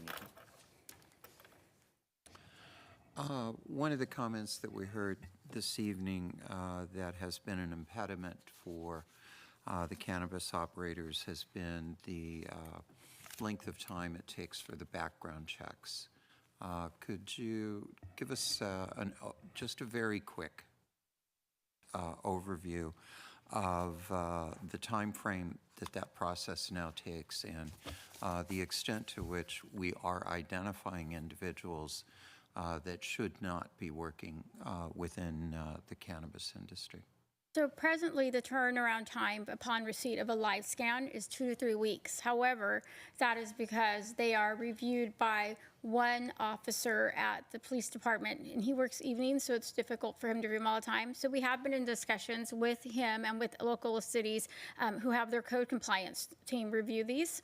So we are going to be presenting to move to have our code compliance review them. So that would be a 24 to 72 hour turnaround. With regard to anyone who has been disqualified, I can recall 4 off the top of my head in the last 3 years. So there's not many, but there are just a few. Aren't most of these individuals members of the United Food and Commercial Workers Union? We don't maintain that data, so I can't comment on that. Right. But the reason I ask that question is to the extent they are, that's already a permitting process which provides vetting. So I would encourage us to take advantage of any opportunities we have to streamline the process where, by virtue of the union membership, they are pre-screening and pre-clearing individuals. Second question I have is we had a number of individuals come forward and suggest that we should drop the distribution tax. And the recommendation I'm seeing is that we retain it. Is that consistent with what we're seeing from other cities? It is, in reviewing the cities, and what we provided as the attachment are all cities that have either established a distribution tax right or current have. There's been a few changes, but for the most part, you'll see that about approximately 80% of the city's tax distribution. Staff is impartial on this. This is a council decision to be made. All right, thank you. Last question that I have is in trying to propose a cap, and I sympathize with the work that you had to do in trying to arrive at what would be an appropriate number or some guidance to it. And I'm struggling with what I'm seeing here. Is there not also the opportunity that perhaps we should simply have a moratorium on any new permits for some long period of time in order to allow the market to stabilize? Again, that would be up to council. All right, thank you. Councilmember Garner? Just ask a follow-up. When you said the distribution taxes in other cities, which cities locally? They have not presented it to their constituents, so I don't feel comfortable revealing that city because they asked that we not at So our meeting. currently, there's no cities in the Coachella Valley with distribution taxes? No, there's not. Okay, but there's potentially proposals Yes. coming forth to other councils? Correct. To multiple cities or just We one? received confirmation of one who will be Okay. doing it and the other's considering. And they both recently reduced their retail.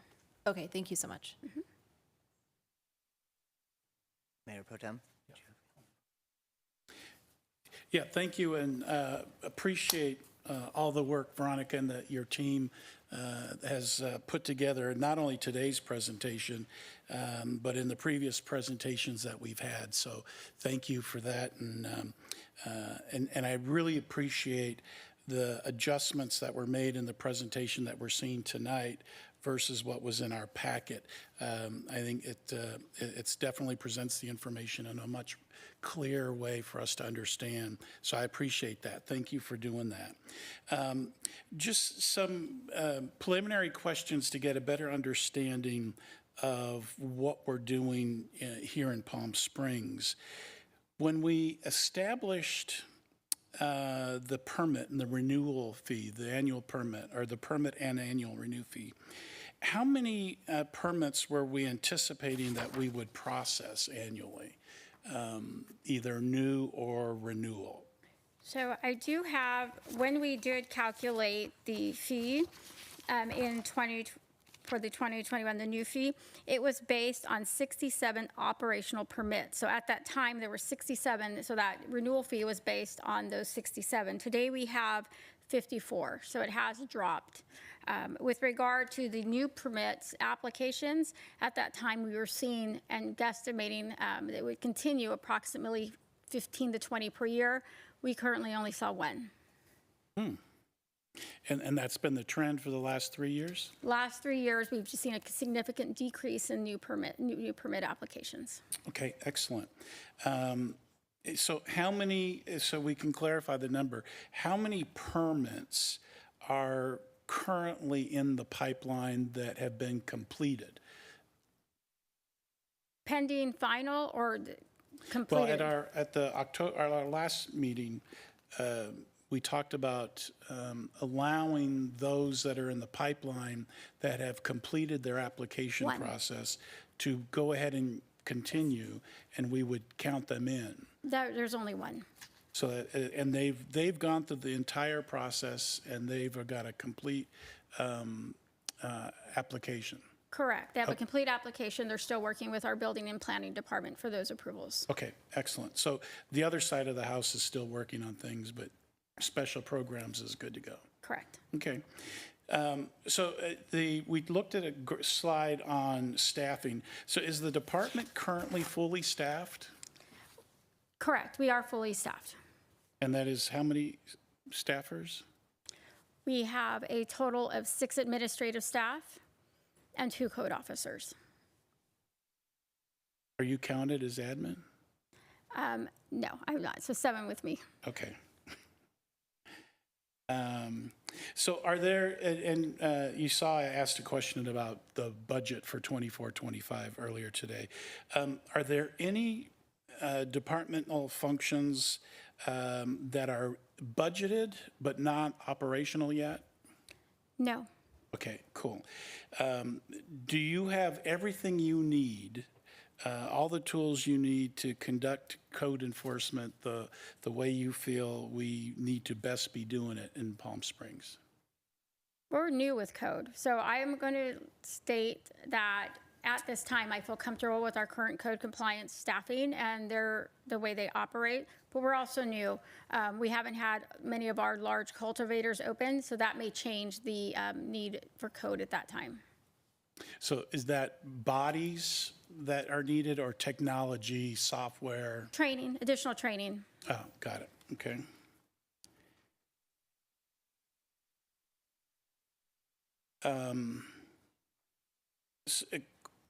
Private security companies, LiveScan, and you may not know this. So private security guards are required to live scan their employees.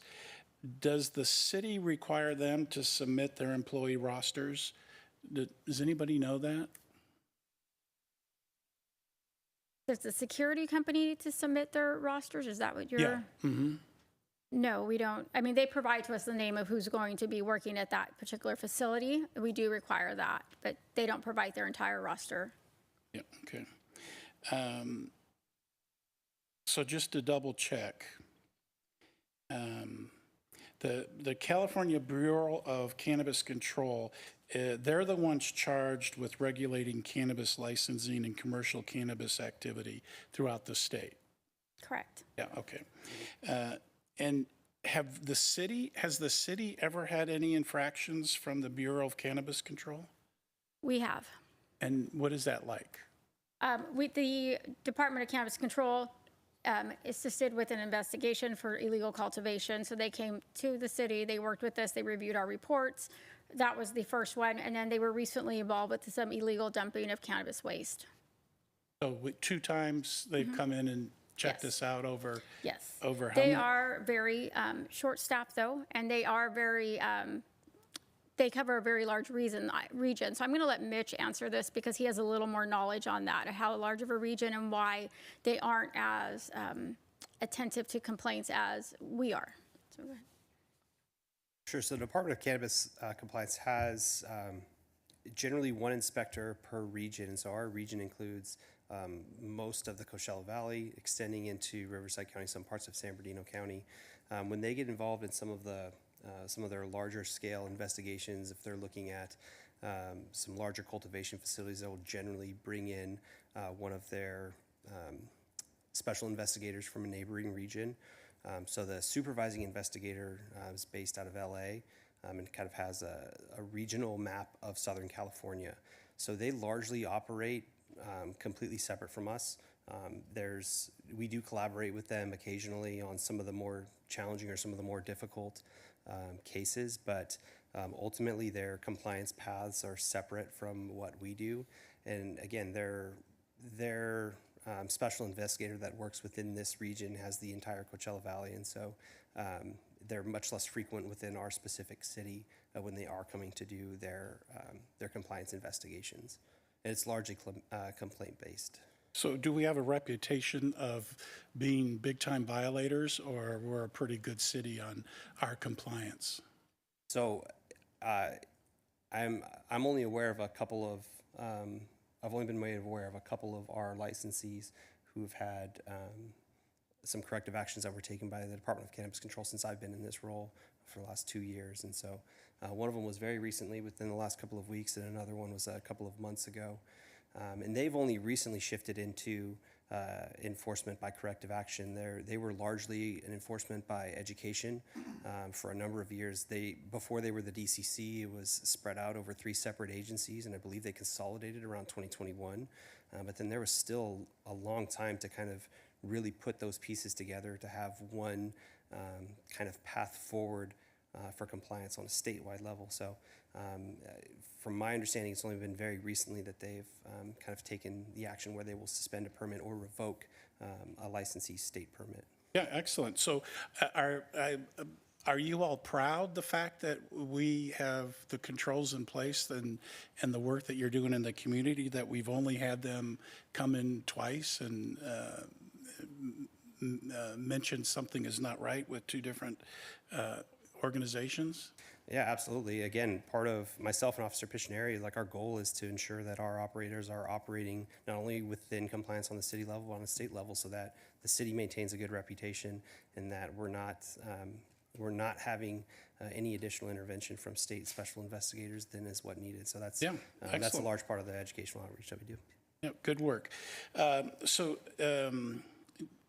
We had a question on medical cannabis. Does the California Department of Tax and Fee Administration allow the city to have a 0 tax on medical cannabis sales? So the local tax is local control. That would be up to the city.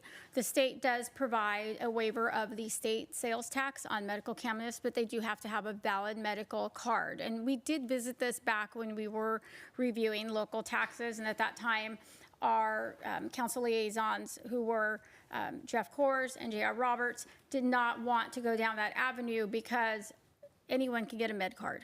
It's not that hard. I mean, so anyone can get a med card, and now they're not paying taxes on what they're purchasing in our city. And that was at their direction that we did not pursue that further. The department, again, that's a council decision if they choose to consider that. Okay, perfect. And I appreciate the clarification that the cannabis excise tax is not due on cannabis accessories. And that the excise tax is not calculated to include cannabis accessories at the dispensary.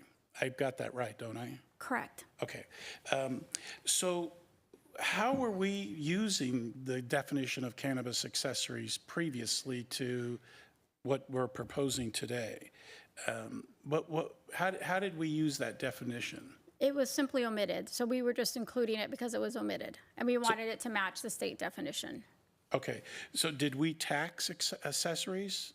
No, that was not included in the gross receipts. It's sales of cannabis. Got it. Okay, excellent.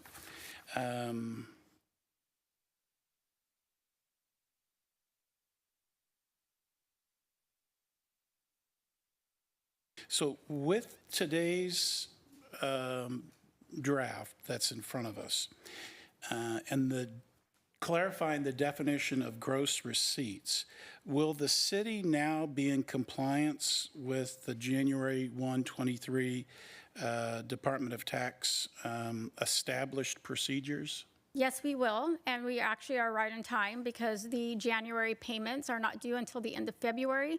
So we are consistent with the state, and the timing is right on point.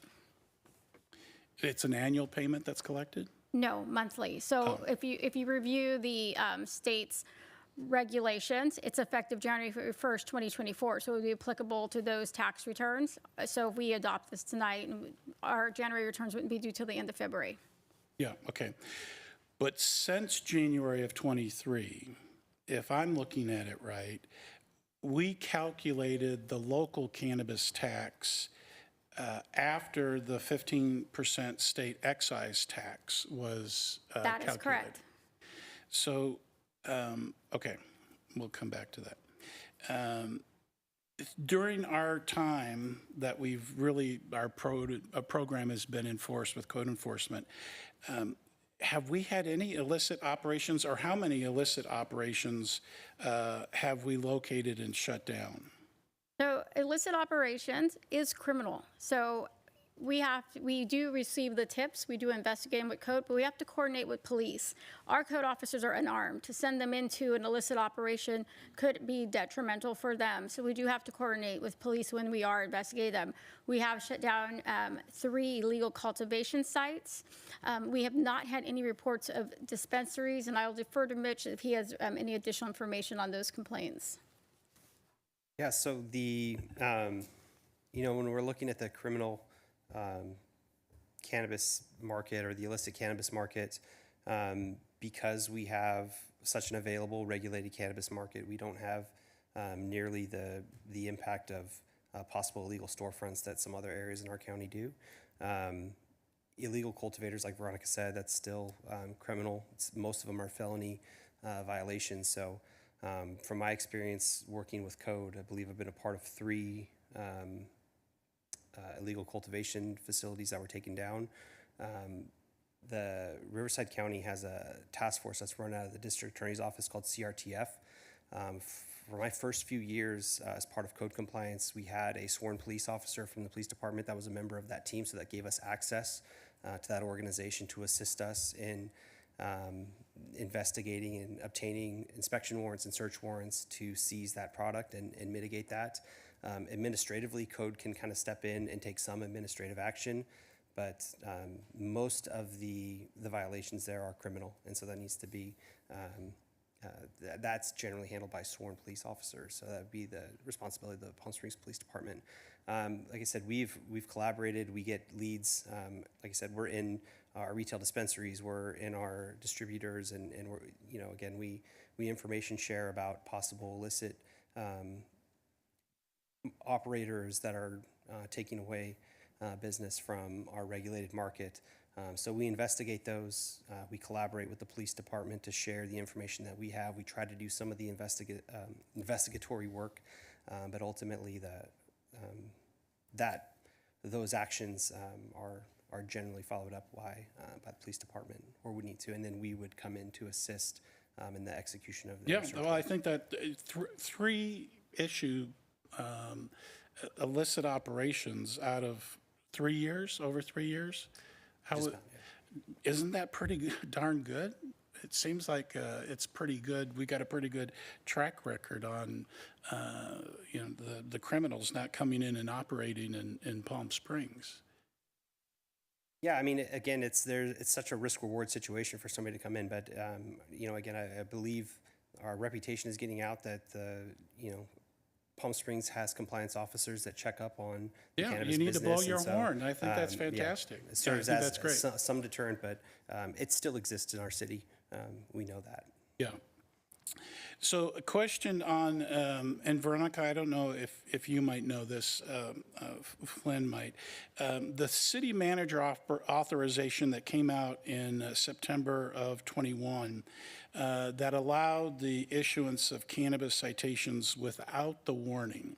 Now, that wasn't a city council action, was it? Correct. That was an administrative regulation as allowed under our cannabis ordinance. Meaning the city manager is able to make that decision? Correct. Yeah, okay.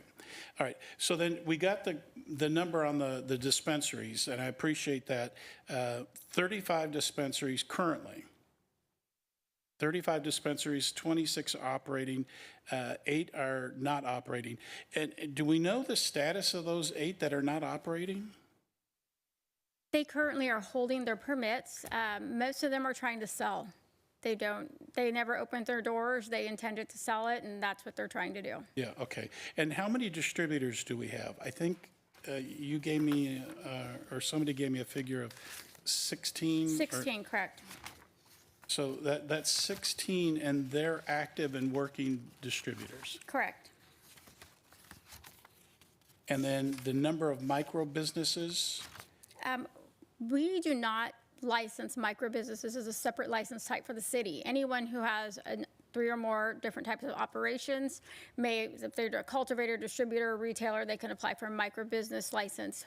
We have less than 5 micro businesses in the city. And that's what the 3 are in permitting now. Not including the 3. We have 5 operational. Oh, so there's 3 more coming in. Correct. So we'll have 8. Mm-hmm. Okay.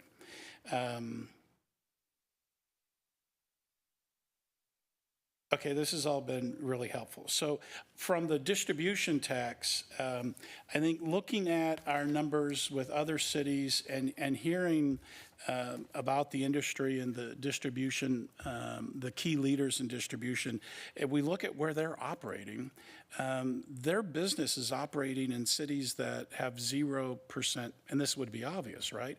They're attracting these operators because they don't have a distribution tax. And I would like us to be in a position that we continue to attract people, businesses to come and be here. And if that means having a 0% distribution tax, I'm fully supportive of that.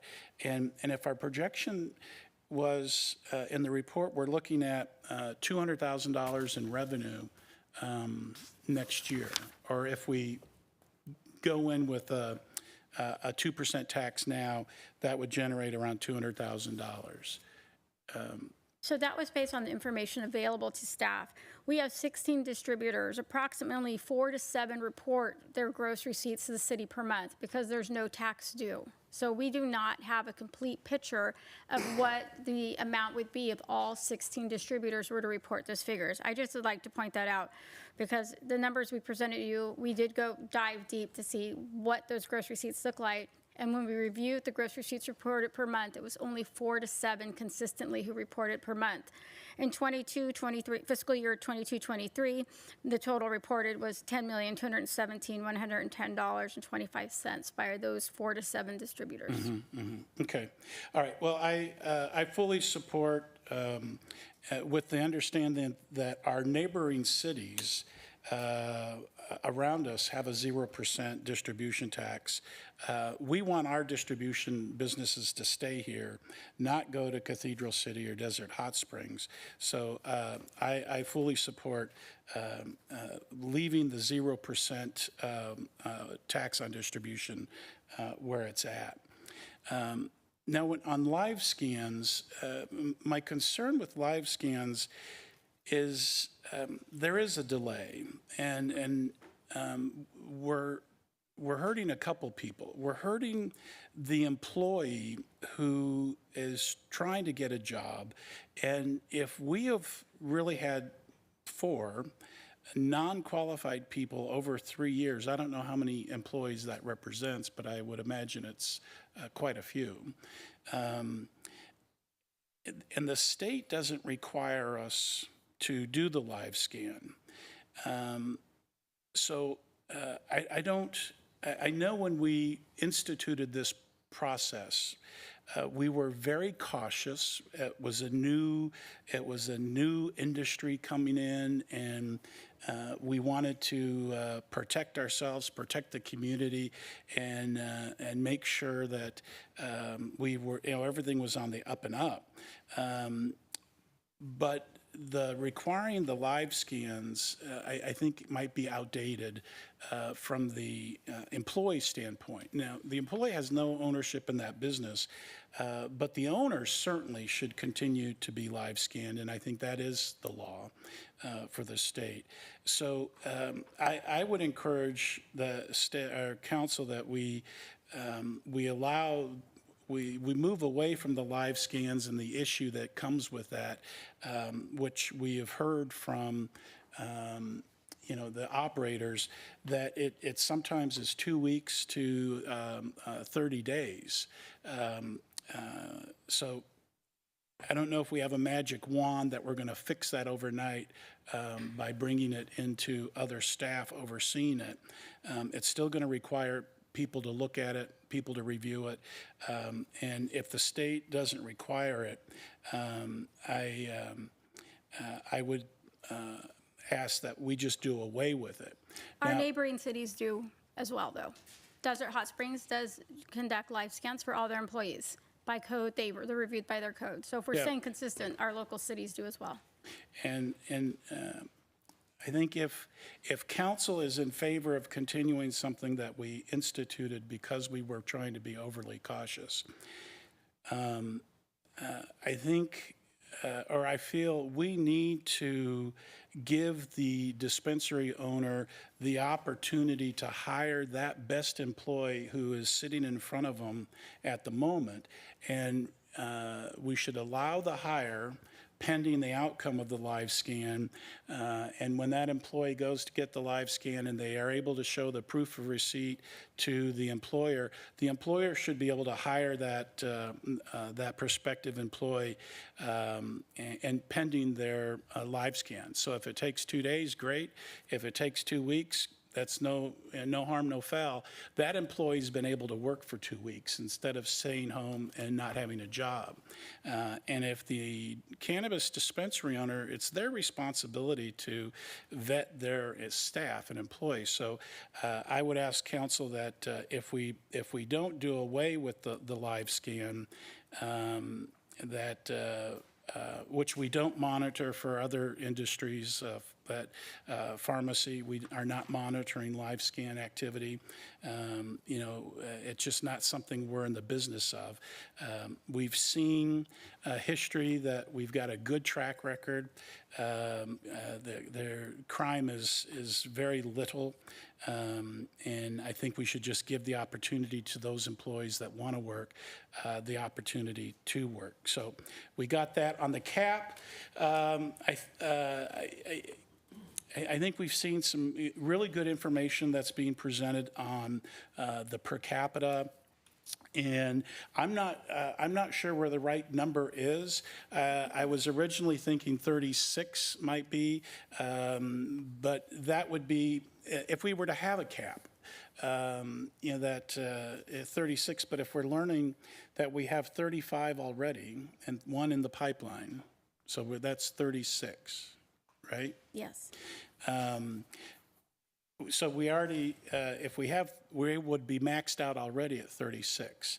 And I don't agree with the fact that we're saying we don't want to give our current dispensary owners who are in good standing the opportunity to have a second store in Palm Springs.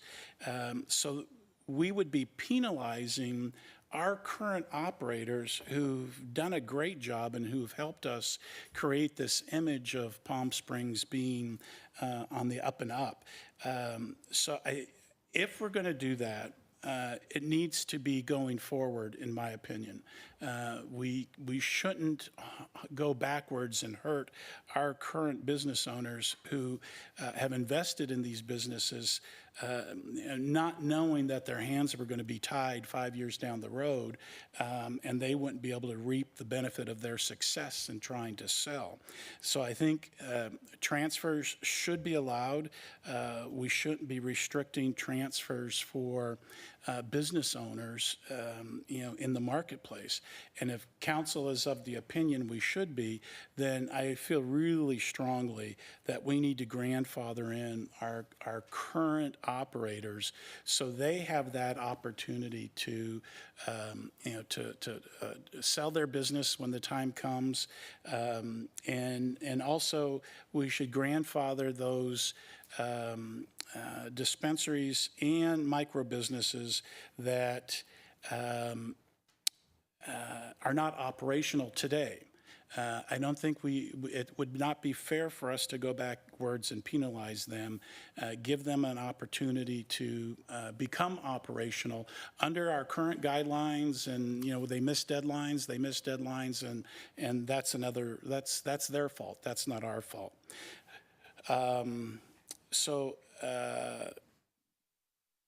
Transferring of the business, I think we should allow the cap. I would like to hear what our other council members are thinking to have a number or not have a number. Let's see.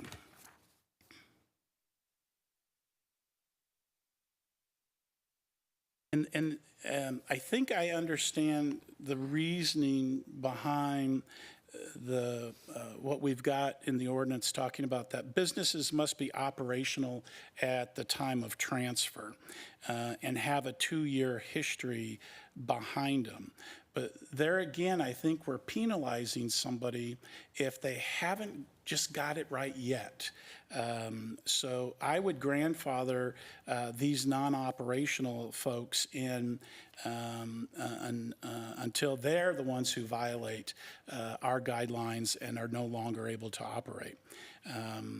And that would include micro businesses. So the annual permit fee, I appreciate the clarification of $76.56. We've heard numbers all over the place. When we're putting the per cap numbers together, what population are we using?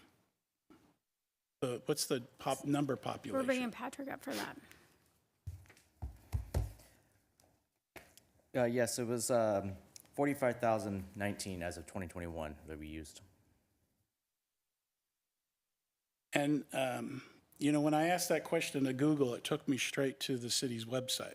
And on the city's website, we talk about 45,000, but we also point out that our number really is closer to 75,000 with our seasonal visitors. So I think when we want to look at a cap, we have to remember those seasonal visitors that take our population count up. So even according to the city's numbers, we're at a 75,000 population. And then a couple sentences below that on the city's website, it talks about we have 1,000,006 hotel visitors annually. So that's 1,000,006 people that are coming in and visiting these dispensaries or having the opportunity to visit our retail and bars and restaurants and dispensaries. So that's 133,000 people a month.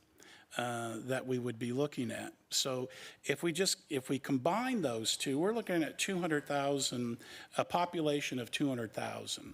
So are we saturated? I don't know if that's really the case. And in our information, we make the point that we are oversaturated, but we're making that point's being made based on what? That's stakeholder feedback. A lot of our stakeholders themselves, that was one of the top two, local taxes and oversaturation. They feel that there's just too many, that competition is just, there's just so many that it's hard for these businesses to become successful. So that was not just taken from council feedback, that was stakeholder feedback. Yeah, excellent. Okay, so I feel good with the 7,000 if we're keeping it at 7,000 for the permit. So the permit is the permit 7,000? The new permit is 10, and it has been that for the last, I believe we're heading into the second year, and there's been no complaints from new permittees who are submitting that with that price. Okay.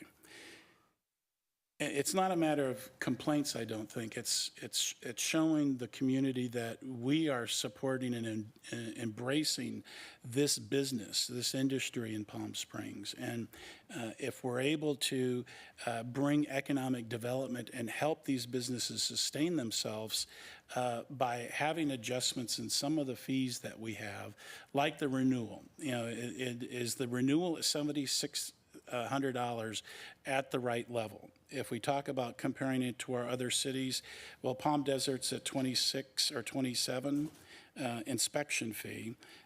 Desert Hot Springs 55, Cat City 61. So we're in the ballpark. So I think we're okay there. I do feel 10,000 for a new permit is too high. It would hurt us in attracting new business. But if we're capping, it's not going to matter. We're not going to have any new permits anyhow. So it could very well be a non-issue, right? Okay, so in the ordinance, and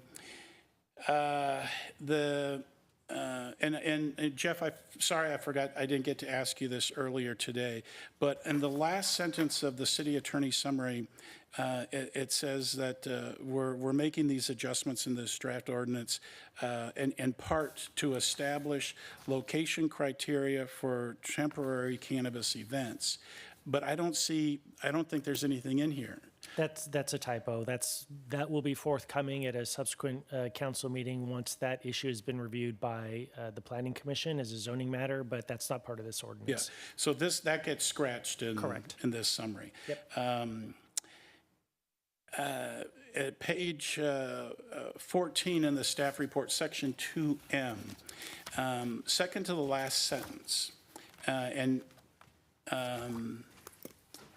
Veronica, I think you clarified this for me in earlier questions, but I don't think the public hasn't been clarified with the public. But it makes it seem in this current wording that the tax can be charged on credit card costs or the service fees for those credit card costs. And we are clarifying in our ordinance today that is not the case. Correct. We will add a sentence to explicitly state that. Yeah, excellent. I think that's definitely a move that shows that we're trying to help and support any way we can.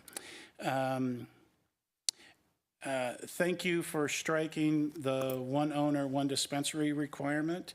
I appreciate that. And the educational materials. So section 6. We're calling for the educational materials, and the image we saw in the chart is nice and fun. And Jeff, what legal responsibility do we have if we're the ones issuing language on care and use of cannabis? That's a good question. I think there are various immunities provided in the government code that would protect us from monetary liability, but we'll certainly take a cue from what the state is doing so that we don't go beyond what they're doing. And I think I heard that what we saw today is from the state? The information contained is from the CDC. Yeah, so the wording that's used there. Correct. Okay, and the plan would be the city will print these and provide them to the dispensaries? Correct, or they can submit their own if they don't want to use what we have, and they would be, just make sure that we would review them to make sure the information is consistent and accurate. And then does that require our staff attorney to review each one of these flyers that may come in? We could do that at our staff level. We would review them against the CDC information on the website. If there's any questions, then we could ask our city attorney to assist us. Okay. I think I would be in favor of, if the city is going to do it, we issue the wording that they can use, or we print them and provide them in a digital file, and they can just print them. But that would be my recommendation. Paragraph A4, there's an abbreviation used that I'm sure absolutely nobody knows who it is unless you're in a dispensary, MAUCRSA. And I didn't see it spelled out anywhere else in the ordinance. It's in the definitions. If you, in our current ordinance, it is defined. In what's in front of us today? These are just the revisions. Okay, so what page would I see that? So basically, if you looked at our municipal code. Oh, the whole the code. entitled, yes. The whole code, Correct. okay, all right. Well, just so we can say what it is, the Medicinal and Adult Use Cannabis Regulation and Safety Act, in case you were curious as to what the heck that meant, like I was. And we've heard a number of times, and at the stakeholder meeting, it was brought up, the issue with our nursery tax, and that we're taxing as if they're a retail entity. So I encourage council to support removing the nursery tax, or the nurseries from paying that retail tax, and align them to the state guidance on how the excise tax is applied. Is there? There's no excise tax on cannabis cultivation at this time. It's been suspended by the governor. So we would have no nursery tax? We tax cultivation by the square foot. So if we were to change it to what we charge our current cultivators, it would be by the square foot. Yeah, so isn't that what we would want to do? Yeah, so I think they would be It's taxed council's as decision. cultivators. Taxed as cultivators. So that would be my recommendation to council, is that we have the nurseries adjusted so it's appropriate to that business, and they're taxed as cultivators and not retail sales. I think I hit all my points, and I appreciate everybody's indulgence in the time. Thank you. I'm going to have some questions. Just to clarify, if there is a cap, existing operators in operation can transfer or sell their business. Correct. That's the proposal. The only issue is that if they have not been operational for 2 or more years. Correct. And in your view, is it common for someone to take more than 2 years to start a legitimate No, business? most of the businesses that are not operational, were never operational. They have been sitting on their permits for several years trying to sell them. Okay, so they're trying to sell them, they're not just delayed in opening them. Correct. So, okay. I want to ask, you did not show the slide this time. And first of all, thank you, Veronica and Patrick and Mitch. I really appreciate all this work, and it's a lot, and I know it's a lot today, but I know you've been working on it for a long time. So I very much appreciate it, and I've asked many questions over the months, so I appreciate that as well. The one slide I don't think you showed today is the comparison of other, maybe I missed it, other cannabis retail tax rates to other cities in the valley? No, we did not include that in today's presentation because it was included in the last two. Okay, so just for everyone's reminder, so at 5%, we would be the lowest in the desert. We would be consistent with the other cities. Cathedral City and Palm Desert. Has Desert Hot Springs reduced theirs yet? They have not yet. So they're still at 10%. Correct. And Coachella, India, they're at 6%. Yes. Okay, so there is a fear of doing a race to the bottom, which happens. And are all of our businesses current in their taxes? For retailers, yes, we do have some that are, they tend to be late by a few weeks, but the minute we notify them and tell them they need to bring them current, they do. We do have one new retailer, I'm correcting myself, that I was recently informed has not paid taxes in several months. And we have reached out to them and advised them of the administrative penalties in the current tax code if they should not bring it current. Okay, I believe in Desert Hot Springs, when they're looking at other tax reductions, we're only limiting it to businesses that were current on their taxes. Is that Correct. something we could legally do? Okay. Yes. So that would sort of make sense if they're just being delinquent, but again, you're saying it's not a common issue. Not a common issue. Okay. And since this process is going to go on, can the reduction in taxes be retroactive? Or we have to wait until this passes and then it'll be going forward? From a legal perspective, I don't see any reason why it couldn't be retroactive. There may be practical reasons that our finance staff or our special program staff might think of, but from a legal perspective, there's nothing stopping the city from doing that if it wants to. And I mean this mainly because I think council has, over the past, has given indication that they do want to reduce the taxes, but we have to go through the process of passing and revising an ordinance, and so ideally we could have that go back to a certain point.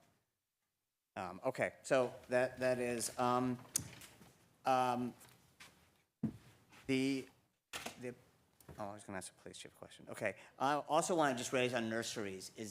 Did you have a particular opinion on whether they should be taxed? I don't have an opinion. That was established prior to my employment, even with the city. So I don't have any recommendation or any feeling. Again, that's a council decision how they choose to tax nurseries. Okay, it does seem to make sense that since the business is different, that they should be taxed as a cultivator, since that really is what they are versus a retail. The majority of operators said 10%, cap of 10. Is that correct? That is correct. Okay, and even if we have 10, that's still 1 per 4,300 residents, Yes. right? And just to address what Mayor Pro Tem said, I mean, places like LA are 1 per 10,000, but they also have a lot of visitors who come in as well. Correct. So, okay. And this is something that I know that they want to ask. And I want to ask on code violations, so on minor ones, do they have time to cure something like a security issue, or is that an immediate? Generally, the codified process is 14 days to correct. Depending on the severity of the violation, there may be some more immediate corrections that are needed before we would move. I mean, it would be unlikely that we would give somebody a courtesy notice and then immediately move to issue them a notice of violation with a citation. So there's generally a period to correct depending on the severity of the violation observed. Okay. And do we distinguish in any of the permits between lounges and dispensaries? In the report, we did mention how many of our current dispensaries do have lounges. Is that was your question? Yes. Yes, okay, so let me pull that information. So there's 10 current lounges? Yes, there's currently 10 lounges operating. Okay. And do we have any comparison to other cities that have lounges, how that situation West is? Hollywood has, I believe, 5. Desert Hot Springs just recently passed legislation to allow them. I don't know how many Cathedral City has off the top of my head. Okay, so it doesn't seem like there's a shortage in lounges and an abundance of retail. No. There's plenty of both. Okay, so, I mean, based upon what we have now. I want to ask some questions on the social equity, because we're talking about whether the 1% goes to social equity. So we got a grant for $2.4 million for social equity? It was 1.8. 1.8, and is that used up? That has been used, yes. Between how many businesses? It was a total of 4. Okay, so is there a need for additional funds to go to the social equity, or is that? The state, moving forward in their grant application, has asked for city buy-in. Okay. So if we do not have monies to contribute of ourselves, we are not going to have a good grading criteria, because it is part of their scoring criteria now. Okay, so that does make sense then. Just a question on the accessories and other items that a dispensary may sell. Those are just taxed at our regular retail rate, not? Correct. So if they were to buy a T-shirt with the logo of the dispensary, it's just the regular tax. It's not cannabis tax. Okay, and other items that a vape shop or a smoke shop may sell, they're taxed the same? Tax the same, yes. Okay, so they're not unfair. Okay. I was going to ask some questions on the live scans issue. So, oh, good. Timing. I have some questions for the police chief. I think Veronica mentioned that part of the issue with getting the background checks was just police staffing issue. Is that something you think could go down from the current few weeks to a couple days? So as it currently works right now, Mr. Mayor, is that it goes to a lieutenant who gets them every week, and he keeps record of them, and he sends them off weekly back to code compliance. There is a fix for that, and we've offered it in the past. It's just a matter of logistics getting it there. They can get their own live scan machine at City Hall or in code compliance. And then they can also use our numeric to get the information sent directly to them, so it doesn't even have to go to us. And we're certainly willing to do that. Okay. It seems like it might be to help now, but in your opinion, does it make sense to hire somebody before they've had a background check in a cannabis? Well, I think, most businesses have a probationary period. And if the background check comes back and it's something that they can't hire or they're unwilling to hire somebody for, they can certainly release them from probation. I'm not an HR expert, but that seems to make sense to me. And we've done hundreds of these background checks. I think that 4 is a correct number. And that was a pretty serious criminal offense, a very violent offense. And that's about the only thing that really eliminates people. So it's very broad who they can hire. Okay. Some questions on the black market, basically, which, I mean, do you have the real resources to go after the black market in our area? Yeah, well, I have to be honest, it's about the least of our concerns in terms of marijuana. It's been legalized in the state of California. We can't even ask employees anymore if they're using marijuana.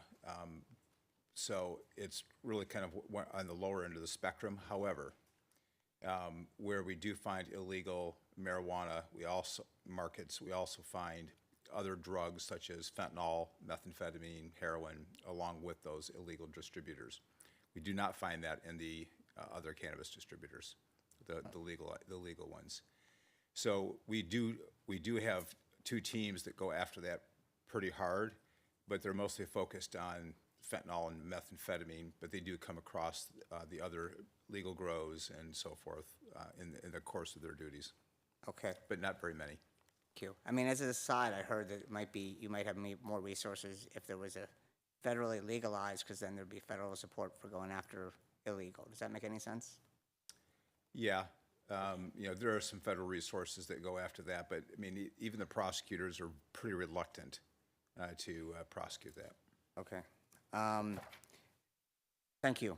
Thank you very much. I think you have answered. On El Paseo, they have a limit of 1. Is that correct? Yes, that's correct. Okay, so could we potentially limit the number on Palm Canyon? That would be, again, a council decision, and I will state that we did have mandatory separation buffers, but we did also have an ability for retailers or on Palm Canyon to file for a waiver from council, and council has granted those waivers. Over half of the current retailers on Palm Canyon received waivers because they were too close. Over half the current ones received waivers? Yes. Okay. So, again, I am glad this came up. I have been wanting this for the beginning. I think from an economic point of view, this is not a total free market country. We have lots of regulations. We do regulate liquor licenses. We regulate all kinds of businesses. I also, actually, let me ask a question. How many operators have more than 1 permit? There are currently 2. We do have 2 now. That have 2 permits, or they have more? There are 1 with 2, another one that has 2, and they had submitted for their 3rd way prior to us even visiting these provisions. So to tell them they can't have it, I think would be, they're very far in the process. Okay, Well, I would suggest that we limit it to 3 then per person. I mean, if you're per person to have a permit, you know, we do want to support our local operators, and I've seen in other cities where they get chains coming in. I don't know if we have any protections on that. But, you know, we want to have that healthy competition so we don't end up with a monopoly or oligopoly when we have a limited number of permits in this city. I will say that, you know, this was I think we had an opportunity to nurture this business better over time. You know, the business is only 8 or 9 years old, and we started with 6, and now we have 36 or 1 per 1,200 people. It is, I know the residents are not happy about it. I know the merchants are, and even the landlords now I'm hearing are regretting the fact that a lot of cannabis came in with very high willingness to pay high rents, and now we're closing. And we want to make sure that the businesses who are in operation stay in operation. And I know a lot of them took over vacant buildings or renovated buildings, and I think there's a point of we want to support them. My support would be to go to the 5%. I do think we should probably keep the distribution if that's what other cities are doing. I do think we should treat nurseries like cultivation. I would go with the recommendation of the stakeholders and have a cap of 10. I think that still gets us, you know, 1 per 4,300.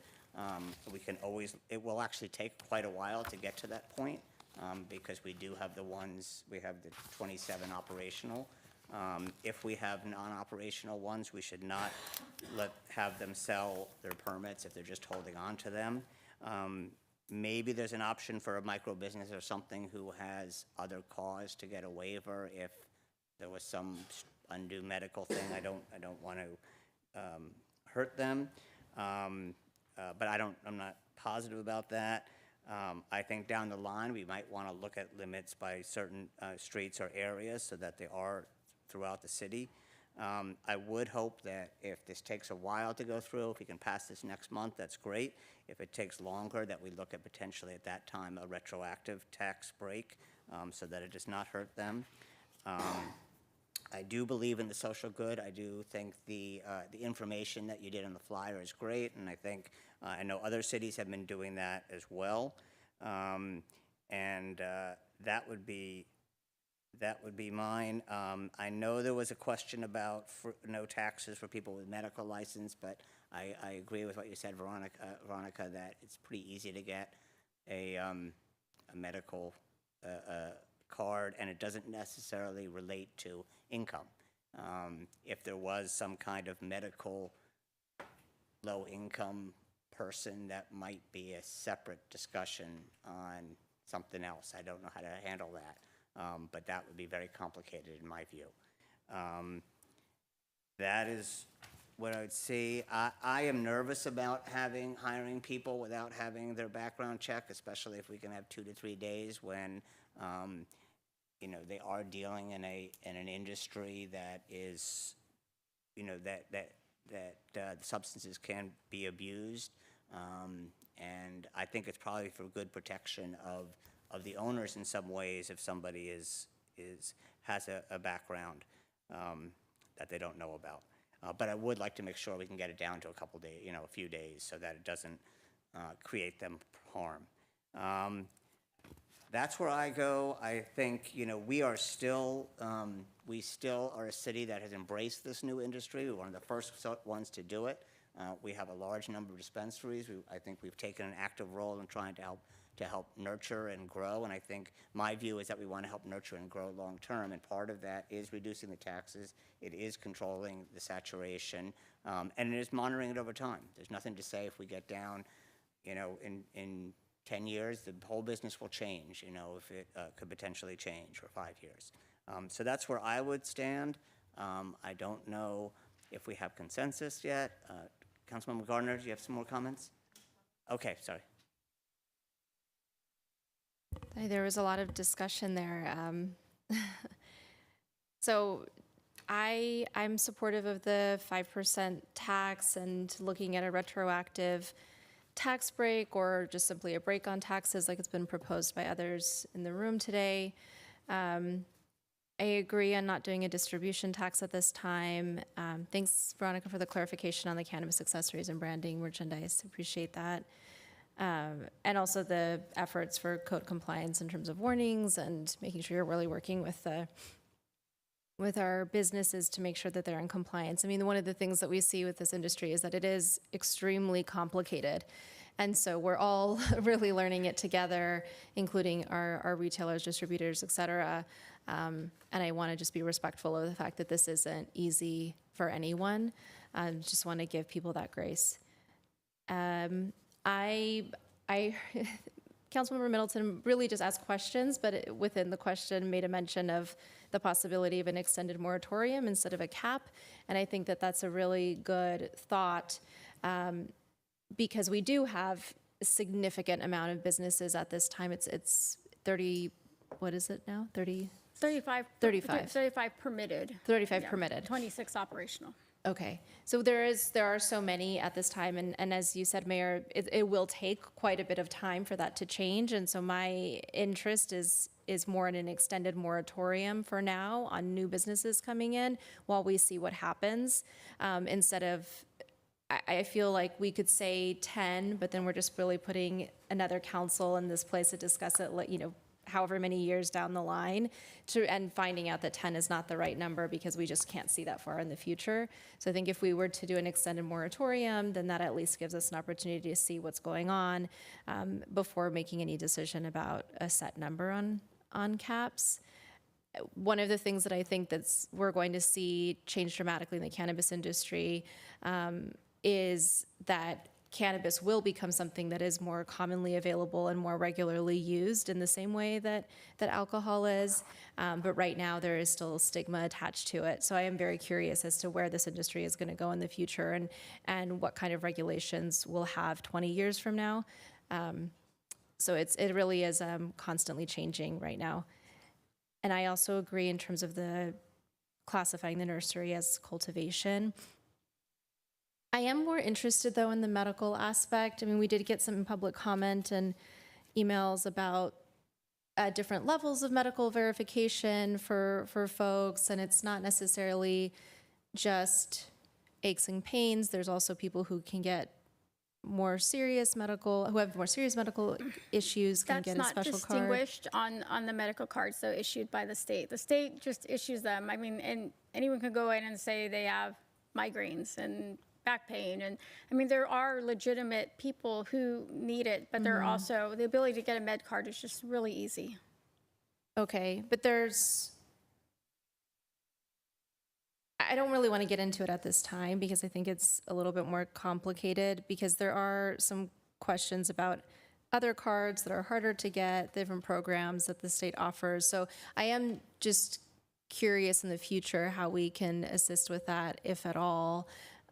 Or if this is something that we would want to partner with other, for instance, DAP is now expanded and has Borrego. Do they have medical cannabis as part of treatment programs? Can we assist in that way? I don't know. I think there's ways that we could possibly still assist this community that might need help. I don't think we have all the information that we would need to do that right now. But I think there is potential in doing that, and it's certainly a worthy goal. I know a lot of folks, especially terminally ill patients, it's really their only comfort a lot of times. So I am just still wanting to dig a little bit more into that in the future. And if there are anyone in public health that is listening and has answers, I'm all ears. But I think that covered all of the questions that are on the table at this time. Councilmember Middleton? All right, thank you.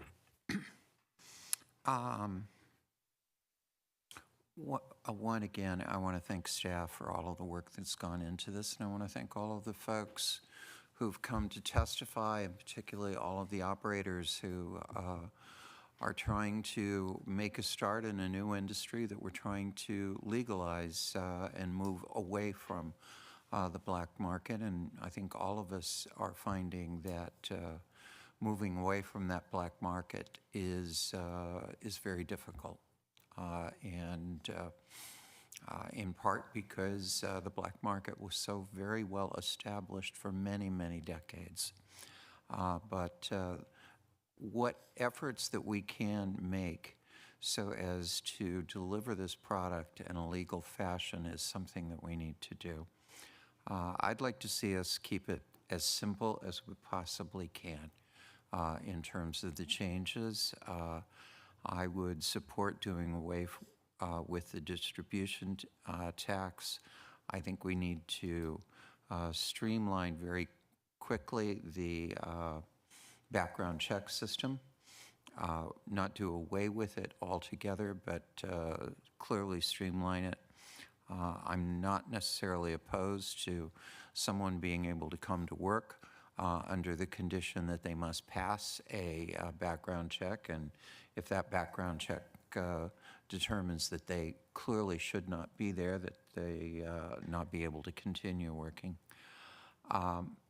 I'm really struggling with the idea of setting a limit. I broached the idea of a moratorium. I would be much more comfortable, and I think it gives us more flexibility, were we to say no new facilities for at least a 12-month period. And I say that sheepishly, knowing I won't be here in 12 months. But that's not why I'm bringing it up that way, but I'll admit it before someone else brings it up. But this industry is oversaturated in Palm Springs, and the health of the industry is never going to be what it needs to be if we do not take some action to bring the market back into line with what can be sustained. And that to me means we've got to place a strict limit on the number of new facilities that can come in for some period of time and let this market mature. Lastly, and it's a very small item, but I'm a little nervous about the City of Palm Springs, which does not have a health department at all being responsible for putting out public education information on a product that we're really not educated to define what is appropriate or inappropriate. I think for us to say there needs to be something is good, but I'm not sure we should be writing it, and I'm a little bit uncomfortable with us taking that direct role. And the very last thing, it says here, don't drive while high. That's good. Rely on a ride-share service such as Uber and Lyft. Well, there's also taxi cabs, there are friends, there are others. I absolutely do not want to be shilling for Uber or Lyft. Thank you. Can I just clarify, the language that you got was from the CDC, is that?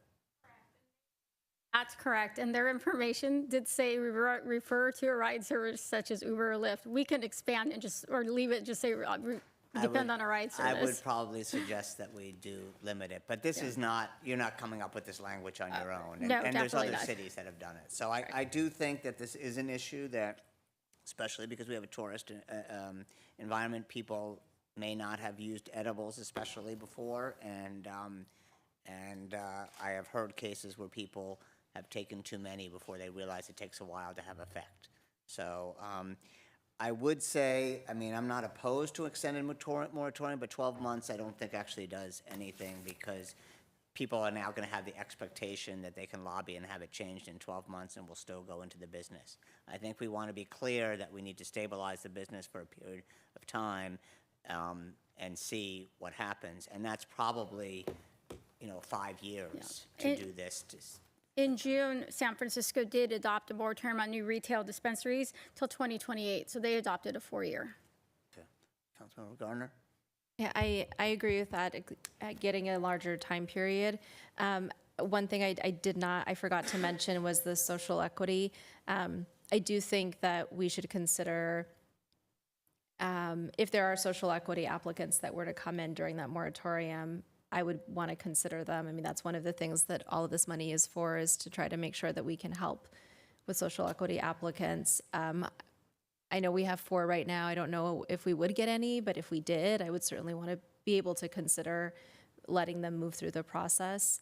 And then as well, being able to consider supplying whatever necessary funds the city would need to supply in order to be able to get some of these grants to continue to help with the program. Because I know these 4 businesses are still, other than maybe one, are still relatively new in operation, right? All 4 of them are new. Are new. They're all new. They're all new. And I guess one has just been here a few more years. placing a moratorium on new retail wouldn't prevent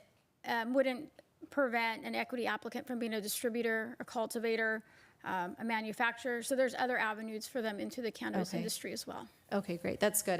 But I am interested in how we can actually get these grants by supporting from the city side of things. I would imagine city attorney, that's probably a different discussion, but I just want to put that out there. Okay. Veronica, do you know how many of our current operators have their business up for sale or want to sell them? That is really difficult because when we did try to obtain that information, all of the listings require an NDA before they'll reveal who the name is. Okay. Well, I have seen some actually.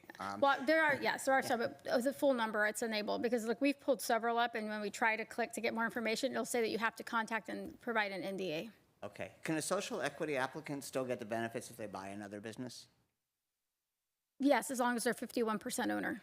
Okay, so there is opportunity for them to enter the marketplace, and Correct. the grants we don't necessarily have, but, and we did actually just approve today $150,000 to Holland Farms as part of their social equity.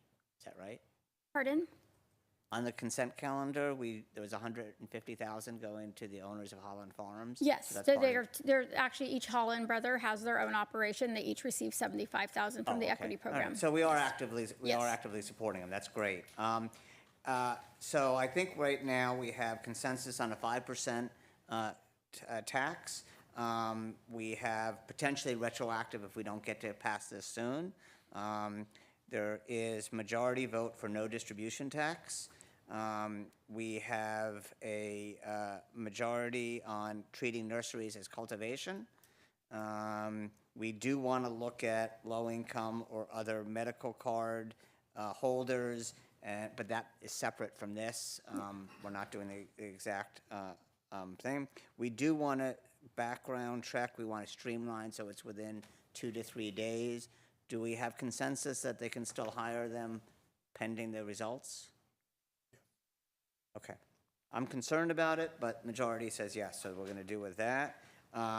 We want to make sure our education materials are reviewed. The issue now is the moratorium versus the cap. Is there a preference to do a long-term? If we do a moratorium, I would argue strongly that it should be 4 years or more. And if you think about it, we might want to do it 4 years would be when, okay, just thinking about that. Yeah. So, but I'm hearing a couple different things, though. Moratorium, what happens if somebody wants to transfer their business during that time period? Operational businesses can transfer whether there's, right now, even under the cap, we're saying that they could transfer. It's inoperable ones for more than 2 years could not. And we're still counting the inoperable as a permit holder, aren't we? We are, but if they've been operable for more than 2 years, we're saying now they can't transfer? Yes. That's what the proposal is. I mean, And we heard from one caller calling in, due to family medical challenges, that's held them up. And so we're going to take away the opportunity for them to earn their livelihood versus letting those permits just expire through the process. well, they haven't actually, they've had 5 years. She's now. able to sell. If she's able to sell, you're not hurting her business. That's a micro business, right? Yeah. Yeah, that's not a retail only. This would be applied to retail only, not micro businesses. Retail only. So Excellent. this would not impact that. Yeah, that. perfect. Is that So correct, Veronica? micro businesses will be excluded. This is for retail. So I think then if we want to go with a 4-year moratorium, that would help kick the can down the road until Councilmember Middleton is not here.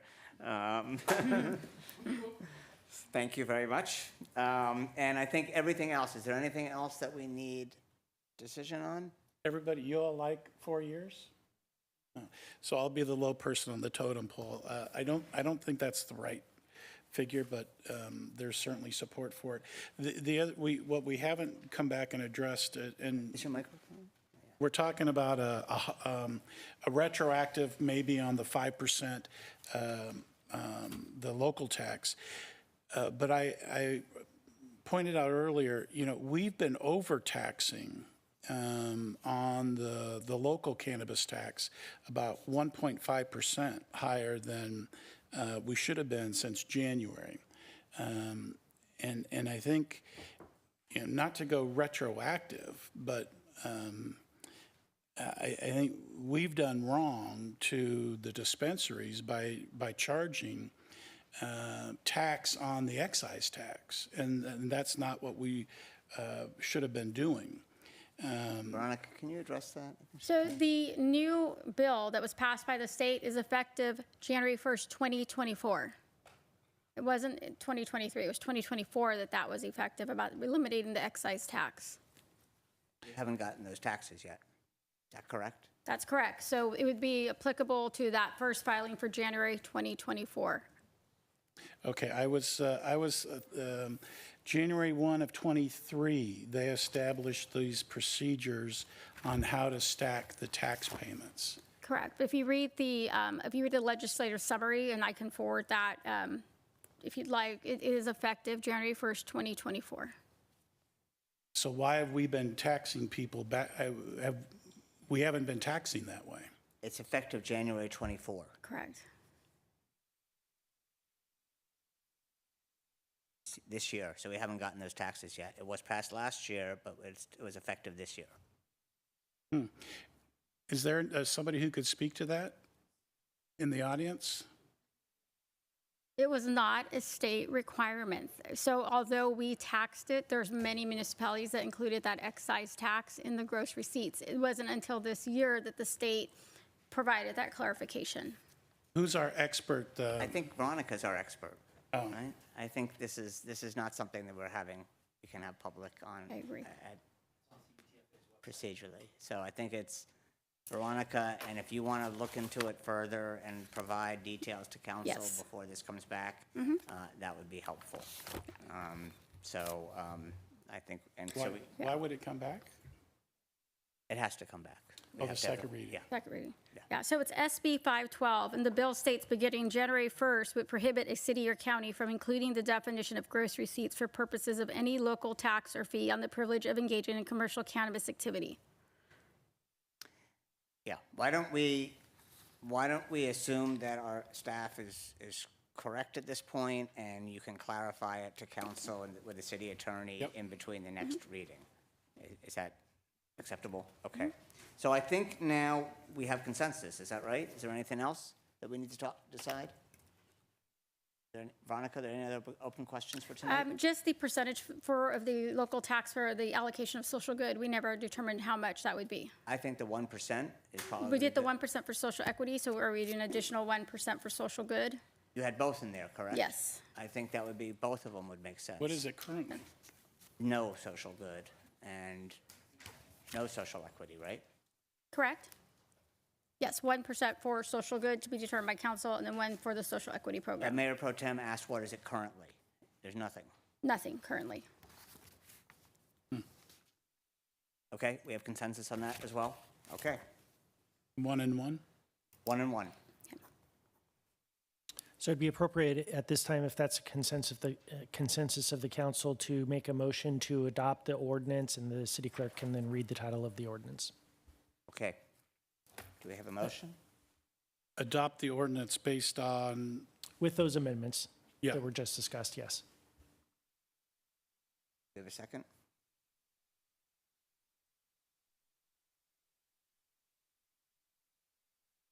Motion passes 4-0 with Councilmember Holstage recused. Thank you, Veronica, Patrick, Mitch. Thank you for all your work on this, and thank you to all the public speakers and all your comments. This will come back for a second reading.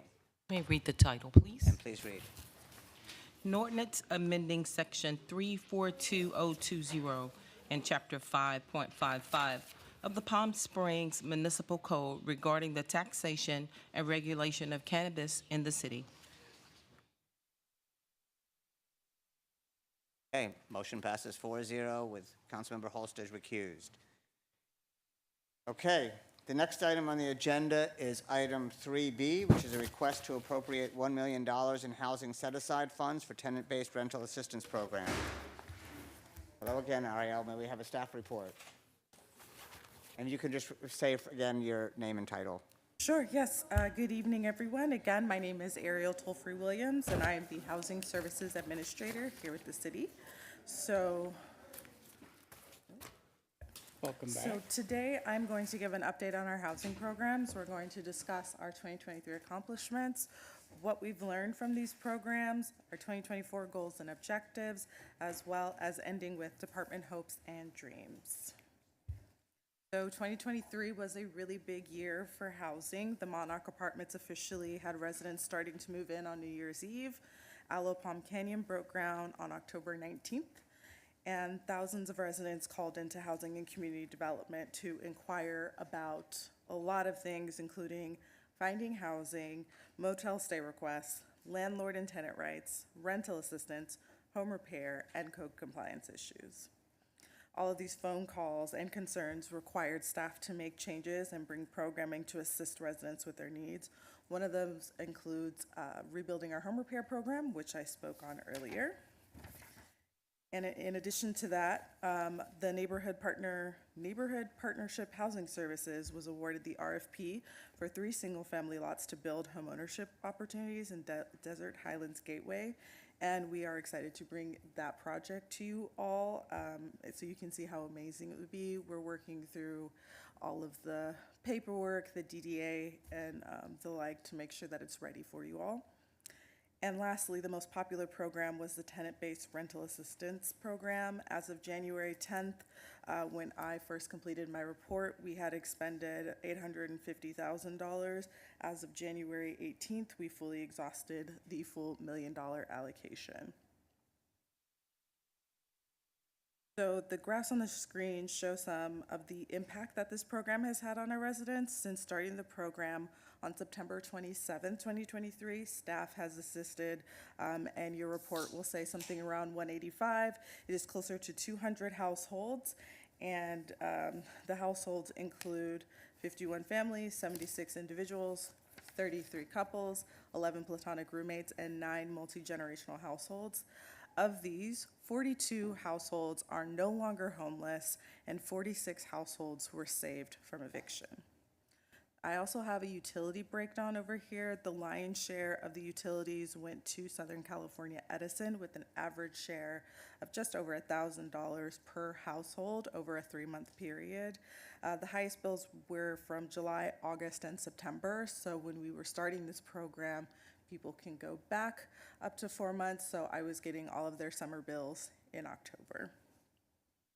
And we got just over $2,000 or $2,600 to SoCal Gas, with the higher bills in the cooler months, $2,300 to Spectrum for internet cost, and about $400 to Desert Water Agency, and $400 to Palm Springs Disposal Services for those who are renting single-family homes. So at this point of the of when I gave you the report, there was an average of just over $5,000 of total rental assistance for each household over a 3-month period. Again, those numbers have changed since we've fully expended all of the funds, but it is very close to that. These numbers only tell part of a story. 81 people, or 46% of households we've provided assistance to, have at least one person that works in the hospitality industry. This is a vital part of our economy and lifestyle, ensuring our visitors experience the best of Palm Springs. 58 people, or 33%, have at least one person on a benefit, which includes Social Security, disability, CalFresh, and the like. These incomes can be extremely low and can be volatile depending on the season or happenings within the Coachella Valley. So all of that said, I've learned a lot over the last 3 months from a resident. Every resident who calls the Housing and Community Development Department has a need, and more than half of them were referred to us from outside organizations who they were calling to try to get assistance in paying their bills. Those referrals make it obvious that a collaborative approach is best. I've worked hard to make connections with local organizations as well as our property managers to understand who has available help, who has the most affordable rent, and who takes folks with lower credit, which is also something that we encounter a lot, specifically with our residents who were previously unhoused. There is still more to do. Rental assistance, though we have spent so much money, is only the beginning.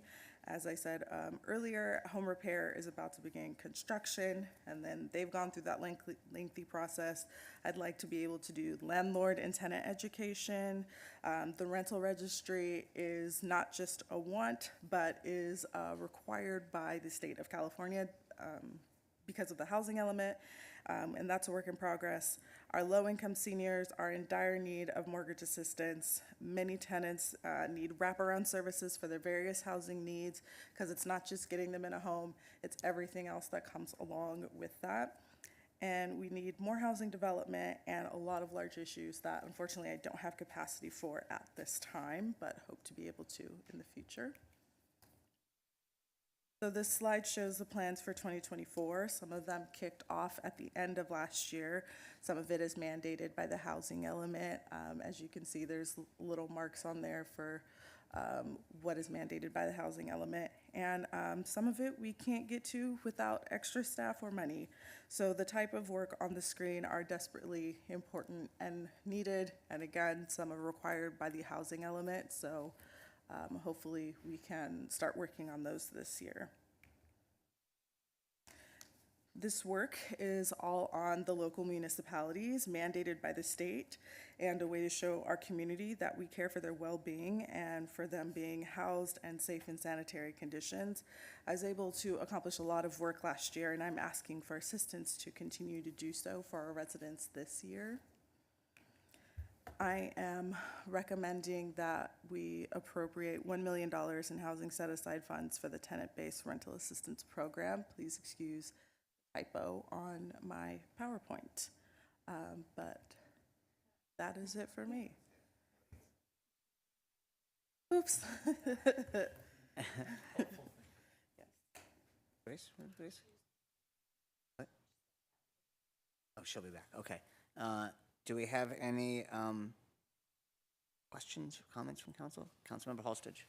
Thank you. Thank you so much for your work. You're doing an excellent job, and I've never seen so many really incredibly nice thank you letters that we're getting from our residents, that you are getting from our residents and all the people you and your department are assisting. So it's really impressive to see your work, and thank you so much for taking this on and wrapping your arms around it. I think it's been a really successful program, and I'm so proud that we can directly assist our tenants with this rental assistance.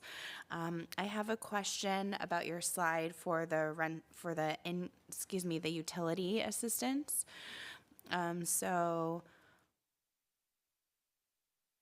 Yeah, you said most people are the average SCE payment for 3 months, $1,000. So I know last time we talked about this and you said that you are assisting applicants with all of the programs, like reduction programs that are available through these utility companies. So these is this sort of like the missing middle or the working poor? Are they not qualifying for assistance through SCE and, DWA's low income programs? Why are we needing to subsidize these folks? If you can understand my question, like what's the gap and who are these folks who need help with utilities? Yeah, so I will say a large amount of people don't know that these programs exist or that they may be eligible for them. A lot of people are like, oh no, that's not me. I make too much money, or I whatever, they didn't even hear about it. So there's a lot of education going into getting people on these programs in the first place. For the folks that are on them, a lot of issues that I'm seeing are issues within their rental units. So again, I mentioned the highest bills were coming from this summer. Air conditioning is running constantly due to the temperatures out here, and a lot of the air conditioners, like the homeowners for the CDBG program, they're just outdated, they don't really work, or they've got a lot of fans and things plugged in to try to help it cool down in some of those areas. So that's a lot of the SCE bills. So we're not paying the bills for anyone who is qualifying for the utility assistance programs for low-income individuals, correct? So we are. What those programs do is you can save anywhere from 20 to 30% on your bill, but you are still required to pay somewhat of a bill. And there are folks whose bills were a lot higher than we were able to cover with our funding, so they were sent to Riverside County for their LIHEAP program. I see. So we are filling the gap from the utility assistance programs for low-income people because they're not enough for a deep enough discount for them to still be able to afford. Correct. And it seems like some of, and thank you for lifting up a rental registry. I know we had public comment about that tonight.